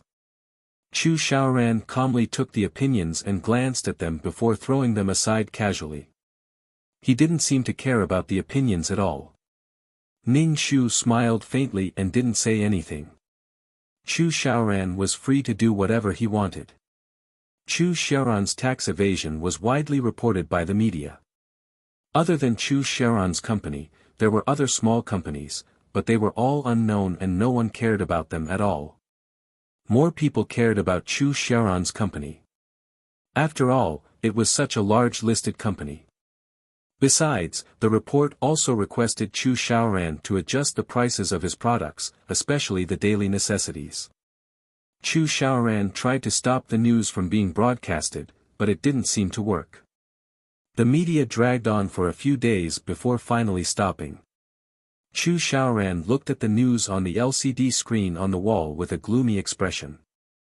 He directly smashed the TV with the remote control, causing cracks to appear on the screen. Xia Xiaoman, who was at the side, was shocked and asked, "Chu Xiaoran, what's wrong with you?" Chu Xiaoran turned his head and looked at Xia Xiaoman. The malice and hostility in his eyes had yet to dissipate.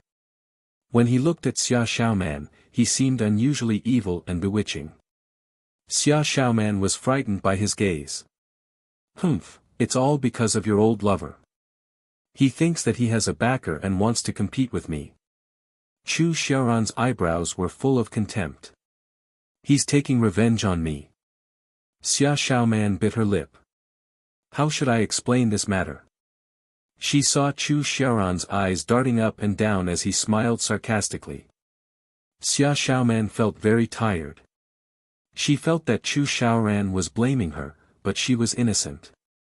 Chu Xiaoran had taken a photo of her when she was unaware of anything. Chu Xiaoran used the photo to threaten her.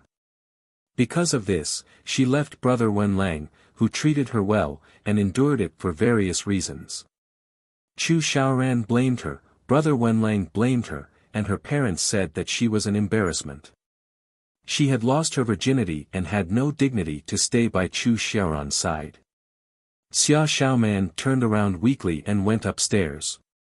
Chu Xiaoran stood up and walked over to Xia Xiaoman. He looked down at her and said in a sharp and cruel tone, "Why? Do you want to return to your ex-boyfriend's side now that he has made a comeback?" Xia Xiaoman's expression became even more pained. Her voice trembled as she said, "You clearly know that this is impossible. Why are you still saying such things?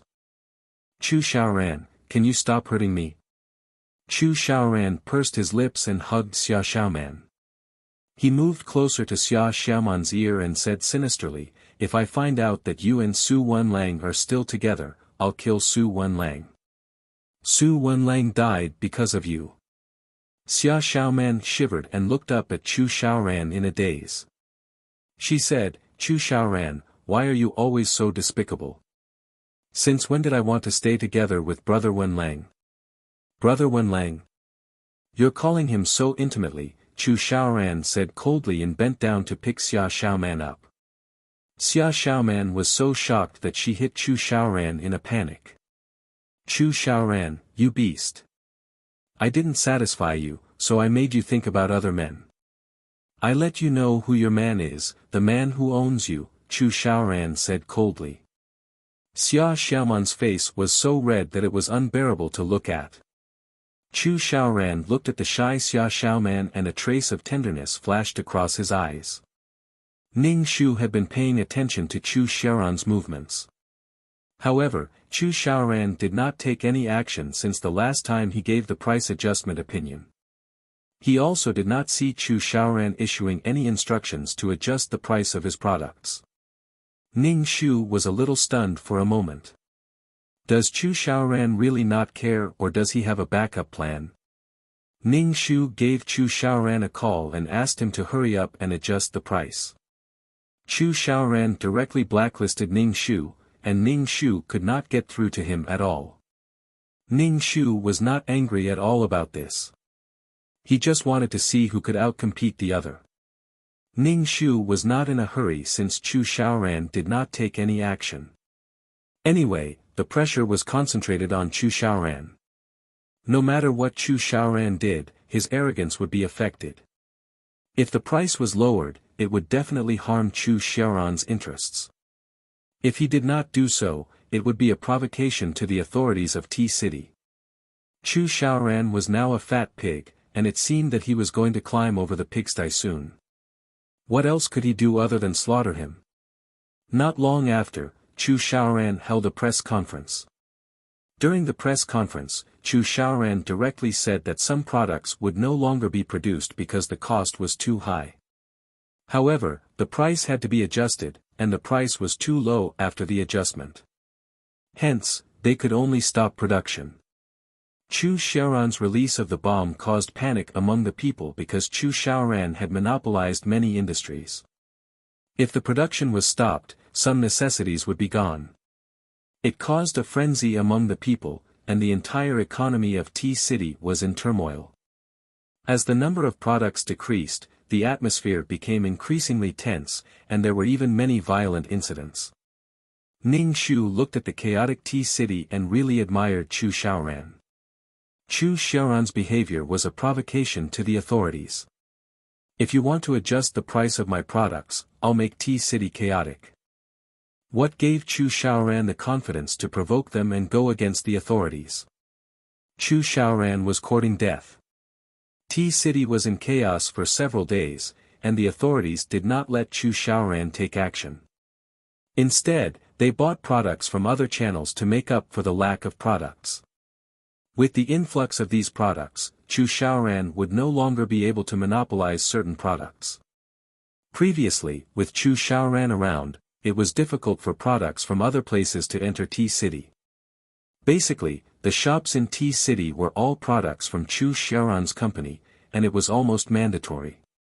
Chu Xiaoran wanted to stir up chaos in T-City's economy, but in the end, the authorities brought in products from other places. It was a matter of who could outplay the other. The authorities stabilized the people's emotions, but Chu Xiaoran was not in a good mood. Now, the market in T-City was filled with similar products that were cheaper than his. Chu Xiaoran was very confident that once he took action, it would cause economic turmoil. However, the current situation made Chu Xiaoran feel awkward.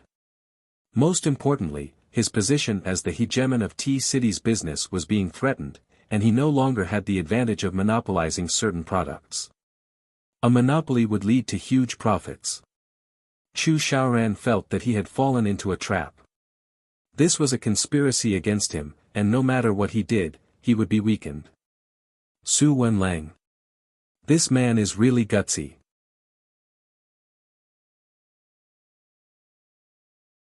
Chapter 520. The reason why Chu Xiaoran did this was because he couldn't take it anymore. He wanted to see the consequences of taking action against him. The turmoil in T-City's economy was caused by Chu Xiaoran on purpose. Secondly, he was used to being the most dominant person in the industry and had people following him wherever he went. Why would he listen to you when you asked him to change the price? However, Chu Xiaoran did not expect that the authorities would not look for him or compromise with him. Chu Xiaoran could only wipe his face and feel extremely annoyed. Besides, the products mentioned in the news could no longer be produced according to the agreement. Not only did they lose their monopoly on a few products, but they could no longer be produced. This was a blow to Chu Xiaoran. Chu Xiaoran was now stuck in a dilemma. If he moved forward, he would not know what was waiting for him. If he retreated, the strength of his company would drop too much. He would be surrounded by vicious dogs who wanted to pounce on him. Chu Xiaoran was furious. He had been schemed against by an ant. No, it was the authorities. They thought that they could defeat him by pushing an ant against him. That would make T-City's economy go into complete chaos. Chu Xiaoran put all of his products into the market at half of the original price, which was much cheaper than the products that entered T-City's market. It was a price war now. Chu Xiaoran did not care about the cost and lowered the price to squeeze out other products. In any case, Chu Xiaoran was currently suppressing his anger. Ning Shu could only say that if God wanted to destroy a man, he would first make him go crazy. What Chu Xiaoran did was to hurt his enemy and go against the authorities. It would be strange if they would let him go. Chu Xiaoran wanted to use the price to crowd out similar products. However, not long after, it was revealed that the products produced by Chu Xiaoran contained toxic substances. Then, a series of experts seriously explained on the media what the toxic substances would do to the human body. It would cause irreversible damage to the heart, liver, spleen, lungs, and kidneys. The people followed blindly. When they heard those experts say that, none of them bought Chu Xiaoran's products. They avoided them as if they were poison. Ning Shu sent a lawyer's letter to Chu Xiaoran, asking him to stop the production of these products and remove them from the market. Chu Xiaoran lost his monopoly on these products and lost the right to produce them permanently. His certificate had also been revoked. There are too many ways for the higher-ups to mess with you. The authorities had given Chu Xiaoran an opinion on the price adjustment. If Chu Xiaoran had listened to them and adjusted the price according to the opinion, there wouldn't have been so much trouble. Although the profits would be less, there would still be some. However, Chu Xiaoran was unwilling to do so. Since you look like you want to overturn the heavens, then you can only wait to be suppressed like Sun Wukong. When Chu Xiaoran received Ning Shu's lawyer's letter, he was so angry that he tore it into pieces and rubbed his forehead. During this period of time, Chu Xiaoran's lips were blistered and he was under a lot of pressure. The board of directors questioned his ability to deal with the crisis. Chu Xiaoran just wanted to kick these people down the stairs. In the past, they didn't even dare to say a word and would smile when they made money. Now, they had the guts to come out one by one and criticize him. The company's share price was like a bungee jump. All the shareholders who owned Chu Xiaoran's company's shares were selling them like crazy. However, they couldn't sell them just because they wanted to. It was a waste of money. There were even some crazy shareholders who came to Chu Xiaoran's company to cause trouble. Chu Xiaoran rubbed his swollen forehead and leaned against the chair with his eyes closed. No one knew if he was asleep or if he was thinking about serving her. When Xia Xiaoran entered the office, she saw Chu Xiaoran who was resting with his eyes closed. He looked exhausted. Xia Xiaoran's heart ached and she put down the pot of soup. Chu Xiaoran heard some movement and opened his eyes to see Xia Xiaoran. She was wearing a dress, revealing her fair and smooth calves. Her face was rosy and there was a look of joy between her eyebrows. "I've stewed some soup for you. Have some." Xia Xiaoran poured a bowl of soup for Chu Xiaoran and handed it to him. "Have some." Chu Xiaoran took the bowl and glanced at Xia Xiaoran. He asked, "Why are you here? What's the matter?" A smile immediately appeared on Xia Xiaoran's face. She touched her lower abdomen and took a deep breath. Just as she was about to say something, Chu Xiaoran took a sip of the soup and threw the bowl onto the table, causing the soup to spill out. Xia Xiaoran was stunned. Chu Xiaoran looked very impatient and said angrily, "What soup is this? It's so fishy. What are you doing here at the company? Can't you stay in the villa if you have nothing to do? Why are you running around? Can't you see that I'm busy?" Chu Xiaoran was very annoyed now and anything could be a reason for him to vent his anger. Chu Xiaoran was not the kind of person who would endure for others. Even if the person in front of him was Xia Xiaoran, Chu Xiaoran would not tolerate it. Xia Xiaoran's face suddenly turned pale. She had come to tell Chu Xiaoran the good news that she was pregnant. Even though Xia Xiaoran did not pay attention to Chu Xiaoran's company, she knew about his situation recently. Something had happened in the company and Xia Xiaoran knew that Chu Xiaoran was very anxious. The miscarriage 3 years ago made Xia Xiaoran pay a lot of attention to her health. Her period was already half a month late. She checked herself and found that she was pregnant. Xia Xiaoran was afraid that it was not safe, so she went to the hospital for a checkup.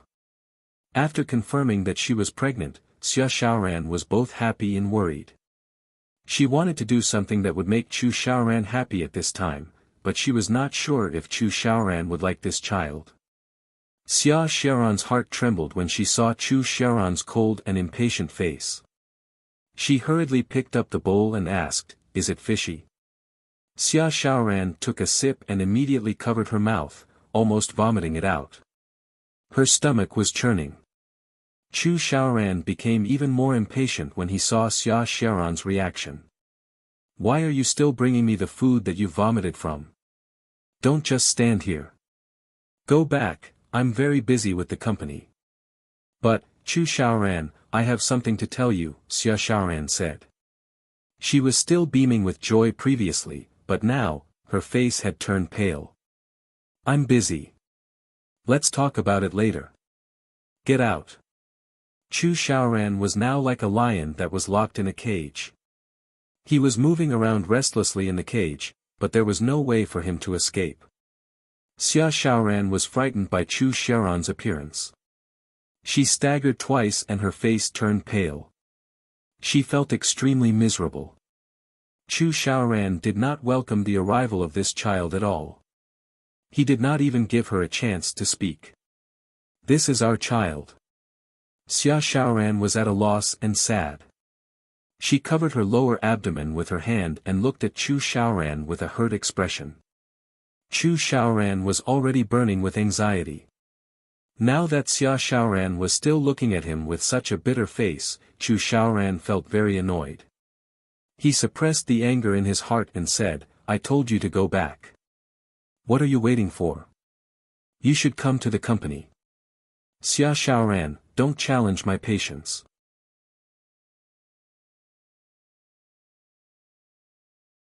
Chapter 521. Xia Xiaoman's pregnancy was supposed to be a joyous occasion, but unfortunately, the timing was not right. If it was when Chu Xiaoran was at his peak, it would naturally be a joyous occasion, but now, Chu Xiaoran was in dire straits. However, in Xia Xiaoman's heart, Chu Xiaoran was the kind of person who was omnipotent and could solve anything in his hands. At the end of the day, Xia Xiaoman did not have a clear understanding of Chu Xiaoran's current situation. Well, Xia Xiaoman did not need to understand these things at all. She just needed to do what she was supposed to do and serve Chu Xiaoran by communicating with him using her body. Xia Xiaoman did not need to do anything while staying by Chu Xiaoran's side. She just needed to wait for Chu Xiaoran to sleep with her. "I just want to tell you something," Xia Xiaoman said miserably. "I'll leave once I'm done. I'm pregnant." Before Xia Xiaoman could finish speaking, she was interrupted by Chu Xiaoran. "Why? Are you being disobedient now? I told you to go back." Xia Xiaoman burst into tears and ran out of the office while wiping her tears. She made up her mind not to tell Chu Xiaoran that she was pregnant. Chu Xiaoran's attitude just now completely hurt Xia Xiaoman. Even if she told him that she was pregnant, Chu Xiaoran would probably hurt her child. Xia Xiaoman bit her lip tightly. What should she do? The only thing she was certain of was that she had to keep the child. The miscarriage 3 years ago had already caused Xia Xiaoman to be devastated. This child was given to her by God. Although Xia Xiaoman decided to keep the child, she did not know what identity the child would be born with. She and Chu Xiaoran were not married, so the child would be born as an illegitimate child. She was already tortured by being forced to become a mistress, but her child could not bear such a terrible reputation before it was even born. The mother was a mistress, and the child was an illegitimate child. Xia Xiaoman left the office with a blank expression, not knowing what to do. Xia Xiaoman gently touched her belly, thought for a while, and took out her phone to make a call. Ning Shu was busy when he received a call from Xia Xiaoman. Ning Shu raised his eyebrows. Why is Xia Xiaoman calling me? I thought that she should stop contacting me after calling me a bitch last time. Why is she calling me? Ning Shu coughed and answered the phone. The person on the other end of the phone first called out, "Brother Wenlang," and then began to cry. Ning Shu hung up the phone and blocked her. Ning Shu didn't want to care about Xia Xiaoman's affairs at all. Ning Shu was preparing to sue Chu Xiaoran and ignored Xia Xiaoman. Xia Xiaoman's life and death had nothing to do with her. She had no responsibility to take care of Xia Xiaoman and even had to be responsible for Xia Xiaoman's emotions. However, Ning Shu didn't expect that Xia Xiaoman would actually come to the law firm to look for her. When Xia Xiaoman saw Ning Shu, she started crying before she could even speak. Ning Shu's eyes were empty, as if he didn't see Xia Xiaoman. Seeing that Ning Shu didn't speak, Xia Xiaoman had no choice but to speak first. Her voice had a strong nasal sound. Ning Shu shouted, "Brother Wenlang." After calling him Brother Wenlang, she began to cry again. There were people coming and going in the law firm, and they all glanced at the crying and red-faced Xia Xiaoman. Ning Shu rubbed his eyebrows. "Don't cry, let's talk in the office. Brother Wenlang." Xia Xiaoman saw the impatience between Ning Shu's eyebrows and felt very sad. Chu Xiaoran was fierce to her, and even Brother Wenlang was like this to her. Xia Xiaoman looked absent-minded. She didn't even know why she was living like this. She only wanted the happiness of the people she cared about, including Brother Wenlang. She endured and did everything for the sake of the people she cared about. "I said stop crying, let's talk in the office." Ning Shu repeated. Seeing Xia Xiaoman's bitter expression, he didn't know what she was thinking. Xia Xiaoman was best at making simple things very painful. This kind of continuous self-abuse made people speechless. Xia Xiaoman followed Ning Shu into the office and sat on the sofa, still wiping her tears. Ning Shu closed the door and sat opposite Xia Xiaoman. He asked, "Why are you looking for me?" "Brother Wenlang." Xia Xiaoman looked at Ning Shu, bit her lip and said, "Brother Wenlang, I'm pregnant." "I didn't do it." Ning Shu hurriedly waved his hand. Xia Xiaoman glanced at Ning Shu, wiped her tears and said, "Of course this child isn't yours. This child is Chu Xiaoran's." Ning Shu nodded. "Then why are you looking for me?" She probably had something to ask of her again. Not long ago, she was still stubbornly ignoring her. Why was she looking for her now? One wouldn't visit a temple for no reason. If Xia Xiaoman was lucky, she definitely wouldn't have thought of looking for her. At this time, Xia Xiaoman had already chosen to forget that they had fallen out previously. "Brother Wenlang, Brother Wenlang." Xia Xiaoman cried again. "What should I do?" Ning Shu. "Crying my ass, I'm still fucking alive." Ning Shu looked coldly at the crying Xia Xiaoman. "Let's see how long you can cry for." Probably because there was no one to comfort her, it was quite awkward to cry alone. Xia Xiaoman gradually stopped crying. Ning Shu said, "Brother Wenlang, please help me. I'm at my wit's end." Ning Shu's face was still cold. Xia Xiaoman pursed her lips and said, "I'm pregnant, but Chu Xiaoran doesn't seem to care about this child. My life is ruined, but I don't want my child to have such a bad reputation." "So?" Ning Shu asked coldly. Xia Xiaoman bit her lips tightly and knelt in front of Ning Shu. "Brother Wenlang, I know that I'm very unbearable in your heart, but the child is innocent. The child isn't mine. Ning Shu raised his eyebrows. A pregnant woman was kneeling in front of him. Ning Shu was expressionless. Was she trying to use this method to make him compromise? Get to the point. I'm very busy. There are still many lawsuits waiting for me to deal with. Let's not waste each other's time, okay? Ning Shu said indifferently. Get up. Why are you kneeling? You're already pregnant, but you're still kneeling. Aren't you worried that something might go wrong? Hearing that something might go wrong, Xia Xiaoman immediately got up and sat down carefully. She placed her hand on her abdomen to protect the child. Xia Xiaoman, I remember that we're already over. What do you mean by this? Ning Shu was very impatient. Do you not understand what I'm saying?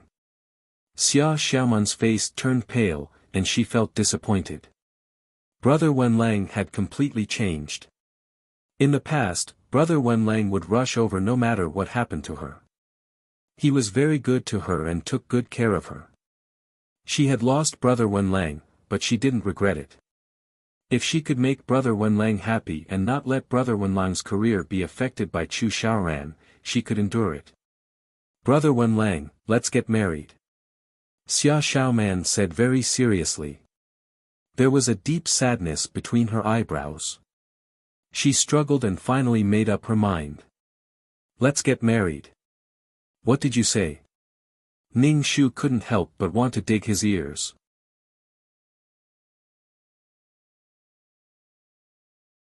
Chapter 522. Ning Shu suspected that he was hallucinating. What did Xia Xiaoman say? Xia Xiaoman wanted to marry him. Ning Shu's face twitched. Do you know what you're saying? Xia Xiaoman struggled and finally said, Brother Wenlang, let's get married.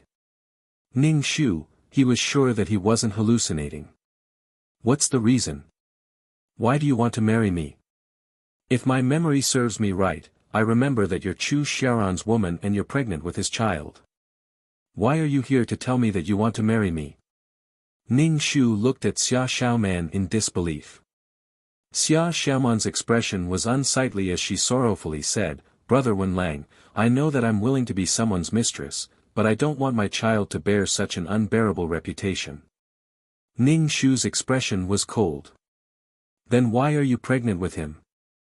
Xia Xiaoman said anxiously, Brother Wenlang, don't worry. We're only in a fake marriage. I don't want the child to be an illegitimate child. Ning Shu, he finally understood that she was going to be the hero who took over the child for someone else. She was going to raise someone else's child for a fake wife. Ning Shu just wanted to laugh.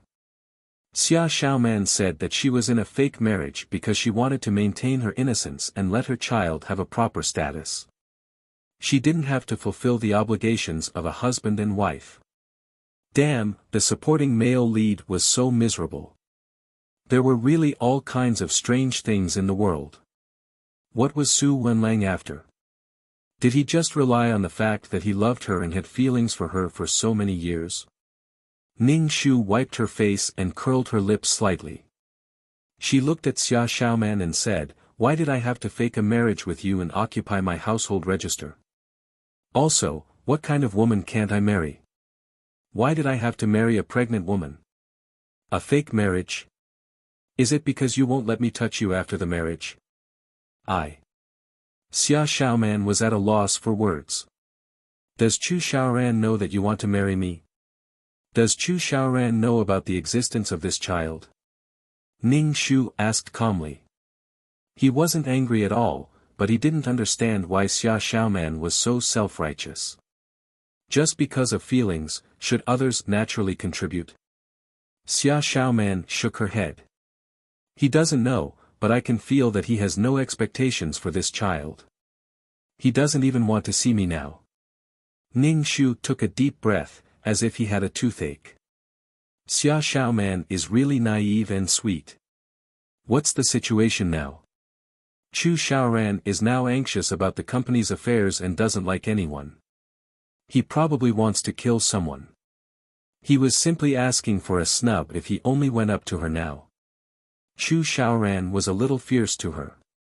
Then, when she was pregnant, he would come over to pretend to marry her and give the child a status. Ning Shu really wanted to kneel down. She was always capable of doing something. If I really agree to the marriage, by the time everything is prepared and the invitations are sent out, Xia Xiaoman will go back on her words.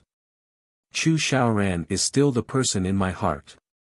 Blah blah blah, Brother Wenlang, I can't marry you. She could have just stayed in the villa and found an opportunity to tell Chu Xiaoran about her pregnancy. This child was Chu Xiaoran's. Why did she have to make Su Wenlang take the blame and let the child take the surname Su? In the end, she didn't even have a wife and child. Could she be any more cruel? Ning Shu couldn't take it anymore. Do you want to leave by yourself, or do you want me to chase you away? Ning Shu looked at Xia Xiaoman. If it weren't for your pregnancy, I would have long beaten you up and thrown you out. Xia Xiaoman's face turned purple and she was extremely embarrassed. Brother Wenlang, Ning Shu immediately reached out his hand and gestured for her to stop. He then pointed at the door. Don't speak. Just leave through the door. Don't look back. Be careful of your steps. Hurry up and leave. Xia Xiaoman bit her lips tightly. At last, Ning Shu asked, Brother Wenlang, can't you help me? I'm really at my wit's end. If I don't have a child, I won't be so thick-skinned as to beg you. Ning Shu chanted the clear heart mantra in his heart. I'm so angry, but I still have to maintain a smile. Ning Shu said word by word, I won't raise someone else's child. Brother Wenlang, I don't need you to raise the child. I'll earn money to raise the child myself. I just want the child to have an honorable identity, not an illegitimate child born from a mistress, Xia Xiaoman said sadly. Ning Shu thought, Balala energy, Fanalala, elimination technique. Disappear, disappear, quickly disappear. Make this person in front of me disappear quickly. If you want to get married, go ahead and get married to Chu Xiaoran. What's wrong with you for insisting on marrying me?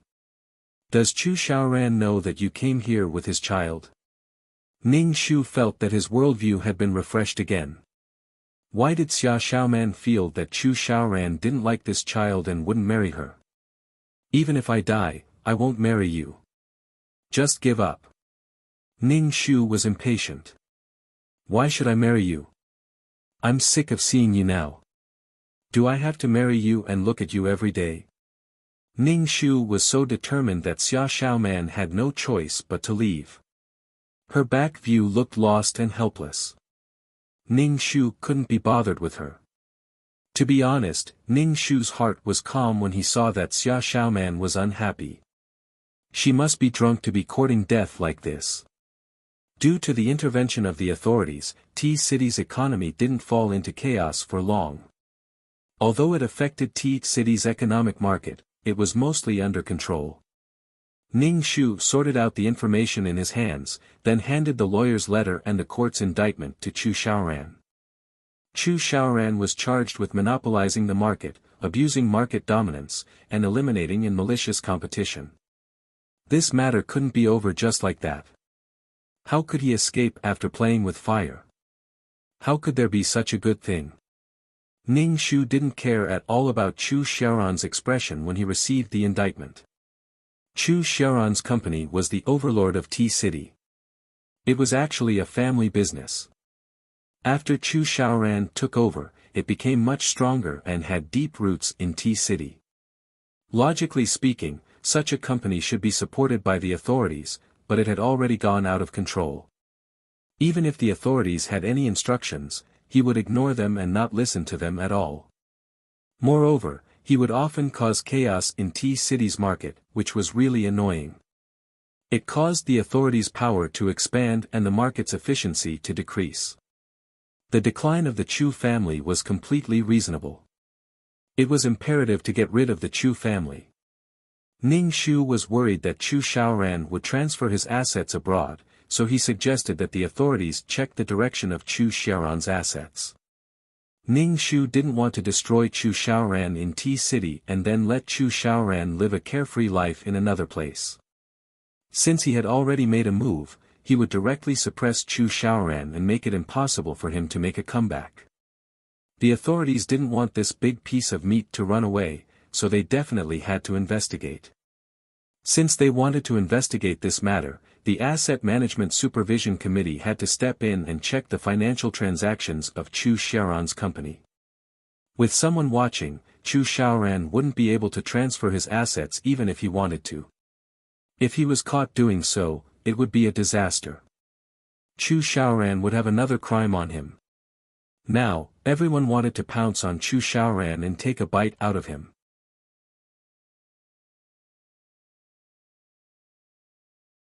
Chapter 523. Ning Shu waited quietly for the court session to begin. Everything was ready. On the day of the court session, Ning Shu and Chu Xiaoran met at the entrance of the court. Chu Xiaoran had lost a lot of weight after not seeing him for a while, and even his eyes were protruding. 3 years ago, they also met at the entrance of the court. At that time, Chu Xiaoran was high and mighty and wanted to give Ning Shu a job. Now, the tables had turned, and Chu Xiaoran became the defendant, sitting opposite Ning Shu. Even though Chu Xiaoran was a little lonely now, his eyes were still arrogant and disdainful when he saw Ning Shu. He said to Ning Shu sarcastically, "You're just a lackey who grovels and begs for mercy. Do you really think you're a big shot?" Ning Shu did not take Chu Xiaoran's sarcasm to heart. Was someone like Chu Xiaoran, who went against the authorities and played with the market for his own family's interests, a big shot?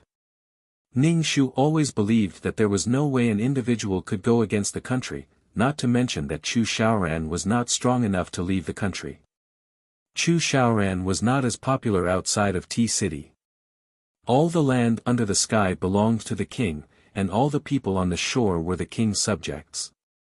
Living on this land, one had to follow the rules. If a fish wanted to jump out of the water, wouldn't it be courting death? Chu Xiaoran was a big shot in T-City, and now that he was being sued, the reporters really scrambled to take photos of him. Chu Xiaoran sat at the defendant's table and looked at Ning Shu opposite him. He sneered, and his eyes were full of murderous intent. Ning Shu did not seem to care, but he was vigilant in his heart. After the court session ended, the law firm had to hire more security guards. In order to be safe, Ning Shu also had to find a few skilled bodyguards for the 2 elders of the Su family. He was afraid that Chu Xiaoran would do something desperate and hurt the 2 elders of the Su family. As the plaintiff's lawyer representing the authorities, Ning Shu appealed to the judge and jury about Chu Xiaoran's crime. From the beginning to the end, Chu Xiaoran did not say a word, and his lawyer answered for him. However, the way Chu Xiaoran looked at Ning Shu became increasingly colder. Xia Xiaoman sat in the audience with a helpless look on her face. One was the person in her heart, and the other was someone she had grown up with. They were both flesh and blood, and Xia Xiaoman felt as if her heart was being torn in half. Why did they have to be so confrontational? Xia Xiaoman really couldn't figure it out. If it was because she had hurt Brother Wenlang, she was willing to atone for it. It was just that Xia Xiaoman felt very uneasy about opposing each other in such a place. Xia Xiaoman gently touched her lower abdomen. She just wanted to give her child a healthy and happy life. Why were there so many obstacles? In the courtroom, Ning Shu and Chu Xiaoran's lawyer were arguing with each other. Besides, Chu Xiaoran's crime was already set in stone. In the past, when Chu Xiaoran was in the limelight, monopolization wasn't a crime. In fact, monopolization was a compliment. However, now that he was determined to get rid of Chu Xiaoran, the crime was naturally established. The crime of monopoly was not enough to put him in jail. It was only a fine, but the amount of the fine made Chu Xiaoran's expression change. That was 3 times the profits of the monopolized products. 3 times. Chu Xiaoran had to spit out everything that he had taken. Even if Chu Xiaoran's lawyer wanted to turn the situation around, it would be impossible. The court gave Chu Xiaoran 3 months to collect the fine. Not only did Chu Xiaoran face a fine, but he also had to permanently revoke the production certificate of some products. Some of the products under Chu Xiaoran's company had already formed a mature industrial chain and were profitable industries. The revocation of the production certificate was a fatal blow to the company. Chu Xiaoran's face turned pale. Without the production certificate, no one would buy the products even if they produced them. The products that were produced illegally in the first place couldn't enter the legal market at all. Chu Xiaoran's face was full of malice, and he clenched his fists tightly while staring at Ning Shu opposite him. His eyes were full of haze and storm. Ning Shu looked at Chu Xiaoran calmly. After leaving the court, Chu Xiaoran clenched his fists and threw a punch at Ning Shu's face. Ning Shu dodged it in a flash. Chu Xiaoran looked at Ning Shu with a pale face and said, "I underestimated you. I didn't expect you to have such power." Ning Shu spread his hands and said, "I don't have such power. I'm not the one who wants to deal with you. I'm just helping you." Chu Xiaoran was so angry that his face turned pale. He waved his fist at Ning Shu again. Ning Shu directly grabbed Chu Xiaoran's wrist, clenched his hand into a fist, and punched Chu Xiaoran in the stomach. Chu Xiaoran groaned and curled up in pain. Ning Shu punched Chu Xiaoran in the eye again, and Chu Xiaoran's eyes turned black at a speed visible to the naked eye. Chu Xiaoran bent over and coughed, covering his eyes with one hand. He was in great pain. Ah! Xia Xiaoman came out of the court and saw Ning Shu hitting Chu Xiaoran. She screamed and rushed over to support Chu Xiaoran. When she saw the bruises on Chu Xiaoran's face, she immediately showed a distressed expression. "Brother Wenlang, why did you hit him?" Xia Xiaoman asked Ning Shu. "I'm already very upset that you guys were fighting in court. Why did you have to do this?" Ning Shu spread his hands and said, "He hit me first." Ning Shu felt that it was meaningless to explain. He turned around, opened the car door, and drove away. Chu Xiaoran and Xia Xiaoman were surrounded by a group of reporters and couldn't get away. After the lawsuit, Ning Shu hired several security guards and set up a lot of cameras around the law firm. He also hired a few bodyguards for the house. However, these bodyguards did not appear in front of the 2 elders of the Su family. After the lawsuit, the media and newspapers were calculating how much fine Chu Xiaoran had to pay. A fine of 3 times the profits. The meddlesome media roughly calculated that it would be about 1 billion yuan. However, the data given by the Asset Management Supervision Committee was much more than 1 billion yuan. 1 billion yuan was not enough to reflect the huge profits generated by Chu Xiaoran's monopoly. Chu Xiaoran had to pay this fine now, even if he had to sell everything he had. Otherwise, the court would directly close down Chu Xiaoran's company. Moreover, Chu Xiaoran couldn't escape now even if he wanted to. There were police officers around him. If they found that Chu Xiaoran had any strange movements, he would be directly detained. The authorities obviously wanted to take this fat piece of meat and make Chu Xiaoran hand over the money no matter what. If they had this money, T-City would develop better. Without Chu Xiaoran's suppression, the other companies in T-City would develop, unlike before when Chu Xiaoran's company was the dominant one. "Brother Wenlang, Su Wenlang, come out." Xia Xiaoman's voice sounded outside the law firm. Ning Shu walked to the window and saw Xia Xiaoman standing at the door under the scorching sun. Xia Xiaoman was stopped by the security guards and could only shout at the door. Ning Shu sneered. "Do you think I'll go out just because you call me? Do you really think I'll come and go as I please?" He didn't know what it was this time. Anyway, Xia Xiaoman wouldn't come looking for him for anything good.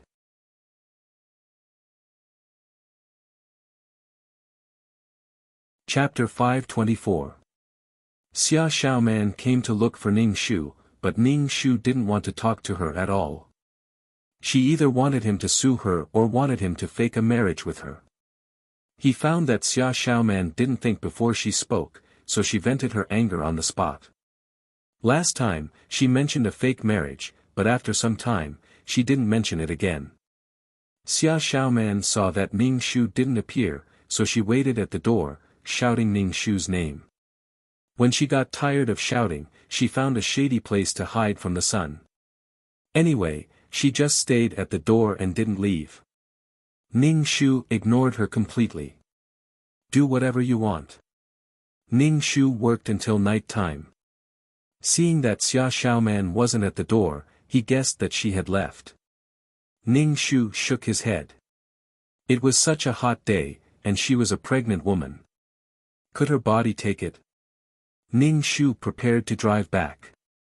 Just as he started the car, a figure suddenly rushed to the front of the car and opened her arms to block Ning Shu's car. Ning Shu's heart spasmed in fright. He quickly stepped on the brakes, and the tires screeched. Brother Wen Lang. Xia Xiaoman stood not far from the front of the car and looked at Ning Shu. She put down her arms awkwardly. Ning Shu's palms were sweaty. He got out of the car and slammed the door. He walked quickly to Xia Xiaoman and raised his hand to slap her. However, he glanced at Xia Xiaoman's stomach and finally put down his hand. Xia Xiaoman was scared by Ning Shu's raised hand. She looked at Ning Shu pitifully. Brother Wen Lang. Are you fucking sick? Is your brain full of shit? Ning Shu was about to die from anger. If the car hadn't just started and wasn't going fast, did she think of the consequences if she hit Xia Xiaoman? Xia Xiaoman's face was also pale. She mumbled, Brother Wen Lang, you don't want to see me, so I can only use this method. I took the risk because you don't want to see me. Ning Shu, what the fuck, how did it become her fault? Ning Shu glanced at Xia Xiaoman's belly and suddenly stopped being angry. Being angry with people like Xia Xiaoman was simply asking for trouble. Don't look at Xia Xiaoman's mouth, saying that she was willing to sacrifice for others and endure pain for others.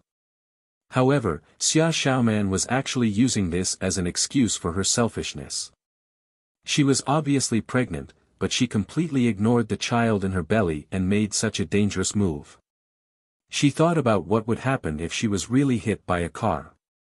As a mother, she didn't think about how to protect the child in her womb. She even said that she was willing to marry a man she didn't love for the child in her womb so that the child could have a proper identity. Xia Xiaoman was indeed weak, but her weakness was even more detestable than Chu Xiaoran's scheming. Xia Xiaoman used a soft knife to stab at Su Wenlang's heart over and over again. Xia Xiaoman used Su Wenlang's feelings for her to kidnap Su Wenlang. Ning Shu hated Xia Xiaoman very much.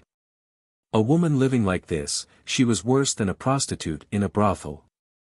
However, Xia Xiaoman was only serving one person, and her service was even labeled as true love. Ning Shu turned around and got into the car, not wanting to talk to Xia Xiaoman at all.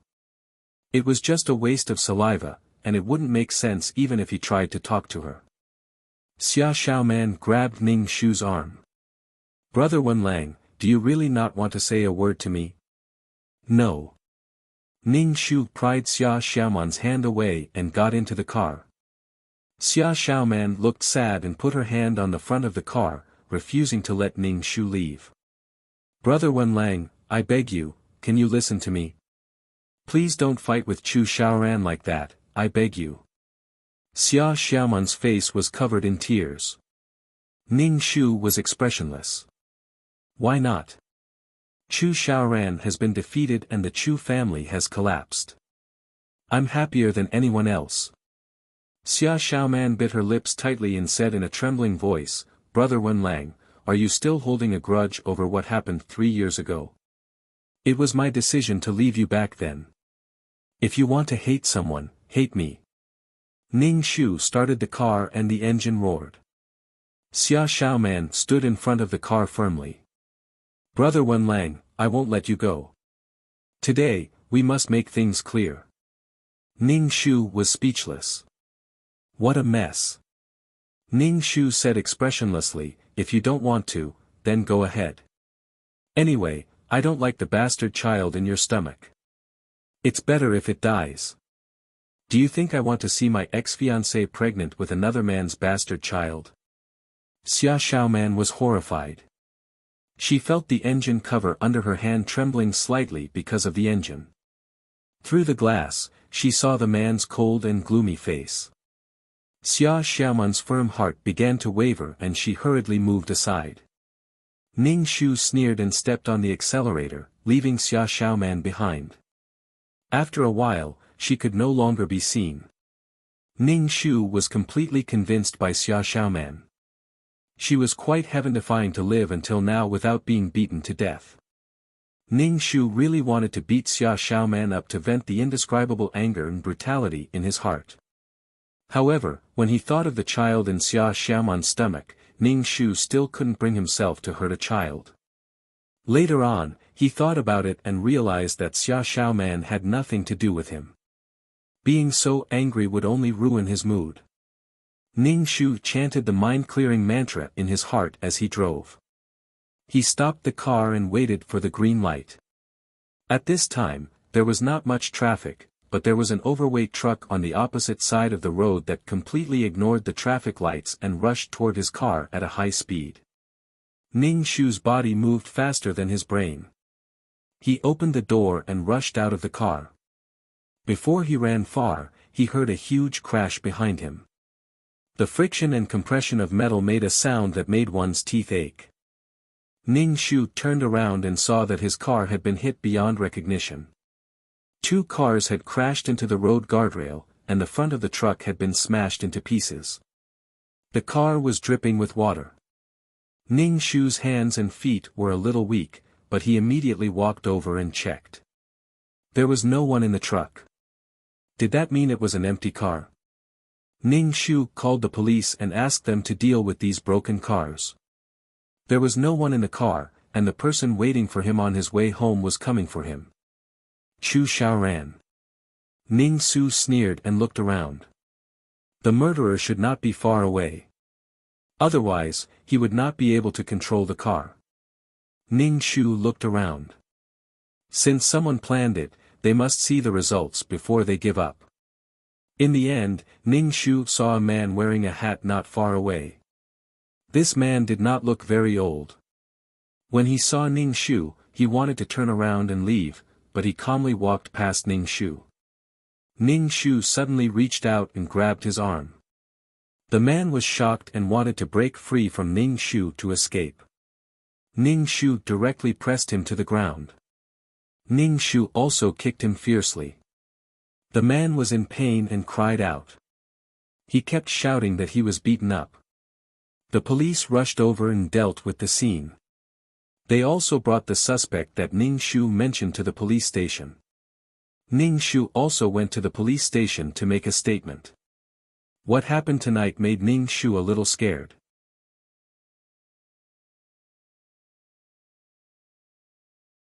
Chapter 525. Ning Shu had always known that Chu Xiaoran was a cruel and merciless person. She had offended him previously, so it was normal for such a thing to happen. However, Ning Shu was speechless when she thought of how Xia Xiaoran had come to beg her to stop fighting with Chu Xiaoran. She and Chu Xiaoran were already incompatible like fire and water, and Chu Xiaoran even wanted her life. Xia Xiaoran did not know anything, yet she came to beg her. Why didn't Xia Xiaoran beg Chu Xiaoran instead? It was because she knew that Chu Xiaoran would not listen to her, and would even suspect that she and Su Wenlang were still together. Xia Xiaoran was not confident in front of Chu Xiaoran, but she was confident in front of Su Wenlang. Hence, she came to beg Su Wenlang. The man who was caught did not confess, saying that he was caught when he was just out for a walk, and that the police could not simply arrest people. Ning Shu was taking notes at the side. When she heard this, she sneered. It was almost 2 o'clock in the morning, and he was still out for a walk. The police were the ones who interrogated him.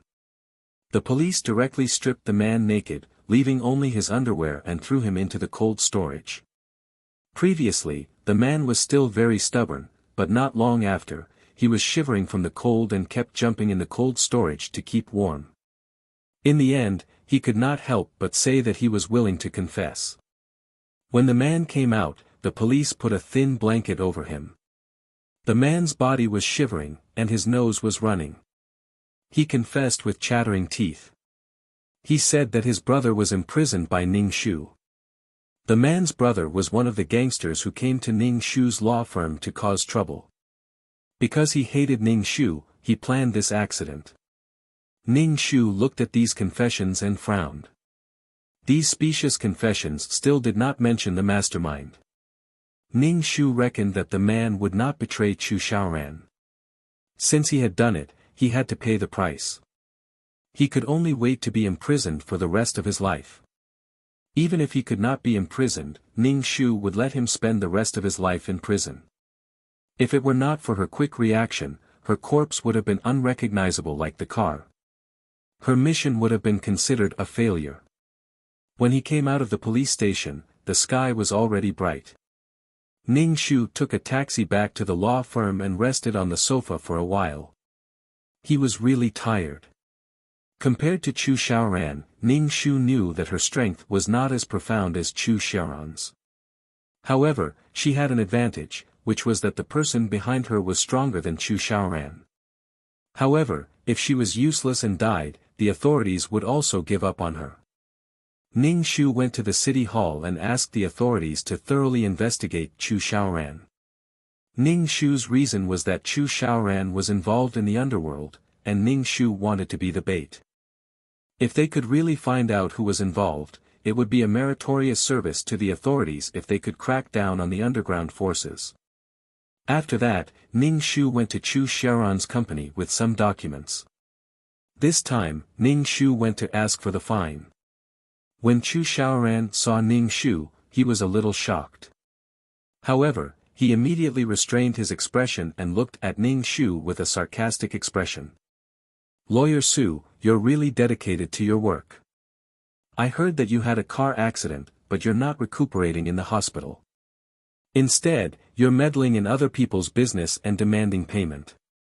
Ning Shu clenched his fists and then released them. He said calmly, "President Chu, you really pay attention to me. You found out about the car accident last night this morning." Chu Xiaoran sneered. "Of course I pay attention to you. Fortunately, you're fine. Otherwise, it would be a pity. He's probably regretting that I'm fine." Ning Shu said calmly, "Although it's a small matter, work is more important. Although collecting payment is a matter for the court, the authorities have given me full authority. I naturally can't let the authorities down. President Chu, when can the 1.4 billion yuan fine be paid?" When Chu Xiaoran heard the amount of 1.4 billion yuan, his face twitched twice and his face turned black. 1.4 billion yuan was not 14 yuan, and he could afford it just like that. Recently, Chu Xiaoran's situation had been very bad. In order to protect their interests, many shareholders had directly withdrawn their investments. It was impossible for these shareholders to help pay the 1.4 billion yuan fine. The company really didn't have much money now. Some products had their production licenses revoked and could not be produced. In that case, these workers could no longer be kept. However, the funds to dismiss these workers made Chu Xiaoran's liver ache. In the past, he was proud that his factory was the largest in T-City and had tens of thousands of workers. However, now that he had to dismiss these tens of thousands of workers, Chu Xiaoran wished that he did not have so many workers and that the large production base was empty. The money in his account was only going out and not coming in. The company had laid off many people. Previously, it was still a giant business group, but it suddenly collapsed. The Chu family had been ruined in her hands. All kinds of emotions flashed through Chu Xiaoran's heart. There was hatred, regret, and more than that, indignation. Now that he heard that Su Wenlang wanted to pay a fine, his heart was filled with resentment towards this man. Chu Xiaoran almost couldn't hold back the anger in his heart. He said coldly, "It's not the deadline yet. Lawyer Su, why are you in such a hurry?" Ning Shu smiled. "I'm not in a hurry. I'm just here to remind you to pay the fine as soon as possible. Otherwise, CEO Chu's company will be closed down." Ning Shu sat on the sofa and did not move. He picked up the coffee and took a sip. Chu Xiaoran did not want to look at Ning Shu. Seeing that he was so leisurely, he asked coldly, "Why are you still here?" Ning Shu nodded and stood up to walk to the door. He then turned around and said to Chu Xiaoran, "By the way, I haven't congratulated CEO Chu on having a son." "Congratulations." Chu Xiaoran frowned. He did not announce Xia Xiaoman's pregnancy to the public because there were too many things to do in the company. Xia Xiaoman's pregnancy would only add to his weakness. However, how did this man know about Xia Xiaoman's pregnancy? All kinds of thoughts flashed through Chu Xiaoran's mind. He said indifferently, "Thank you, but I see that Lawyer Su's glabella is turning black. I'm afraid there will be a bloody disaster. Lawyer Su, you'd better be careful." Ning Shu was vigilant in his heart, but he said indifferently, "Thank you for your concern, CEO Chu. I'll definitely be careful." Chu Xiaoran's face trembled twice, making him look very sinister. Clearly, his recent mistakes had caused Chu Xiaoran to suffer an unprecedented blow.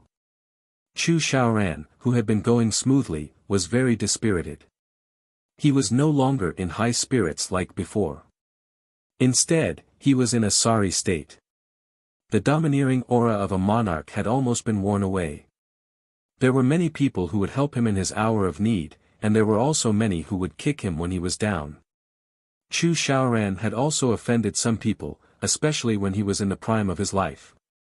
He could even decide the life and death of others with a single sentence. Chu Xiaoran was like an emperor. Naturally, he did not have any close friends, nor did he need them. What he wanted was to be revered by others. Wherever he went, he could summon the wind and summon the rain. There were probably many people who wanted to find trouble with Chu Xiaoran, especially when they wanted to trample on a high and mighty figure. You're tuning in to the Han Li's Wuxia Adventures YouTube channel. We're so grateful for your support, and don't forget to subscribe to join us on this incredible journey through captivating stories. Your generosity through donations truly makes a world of difference, as it's the primary source of revenue that allows me to expand and enhance this channel for you. Thank you from the bottom of my heart for being a part of this adventure.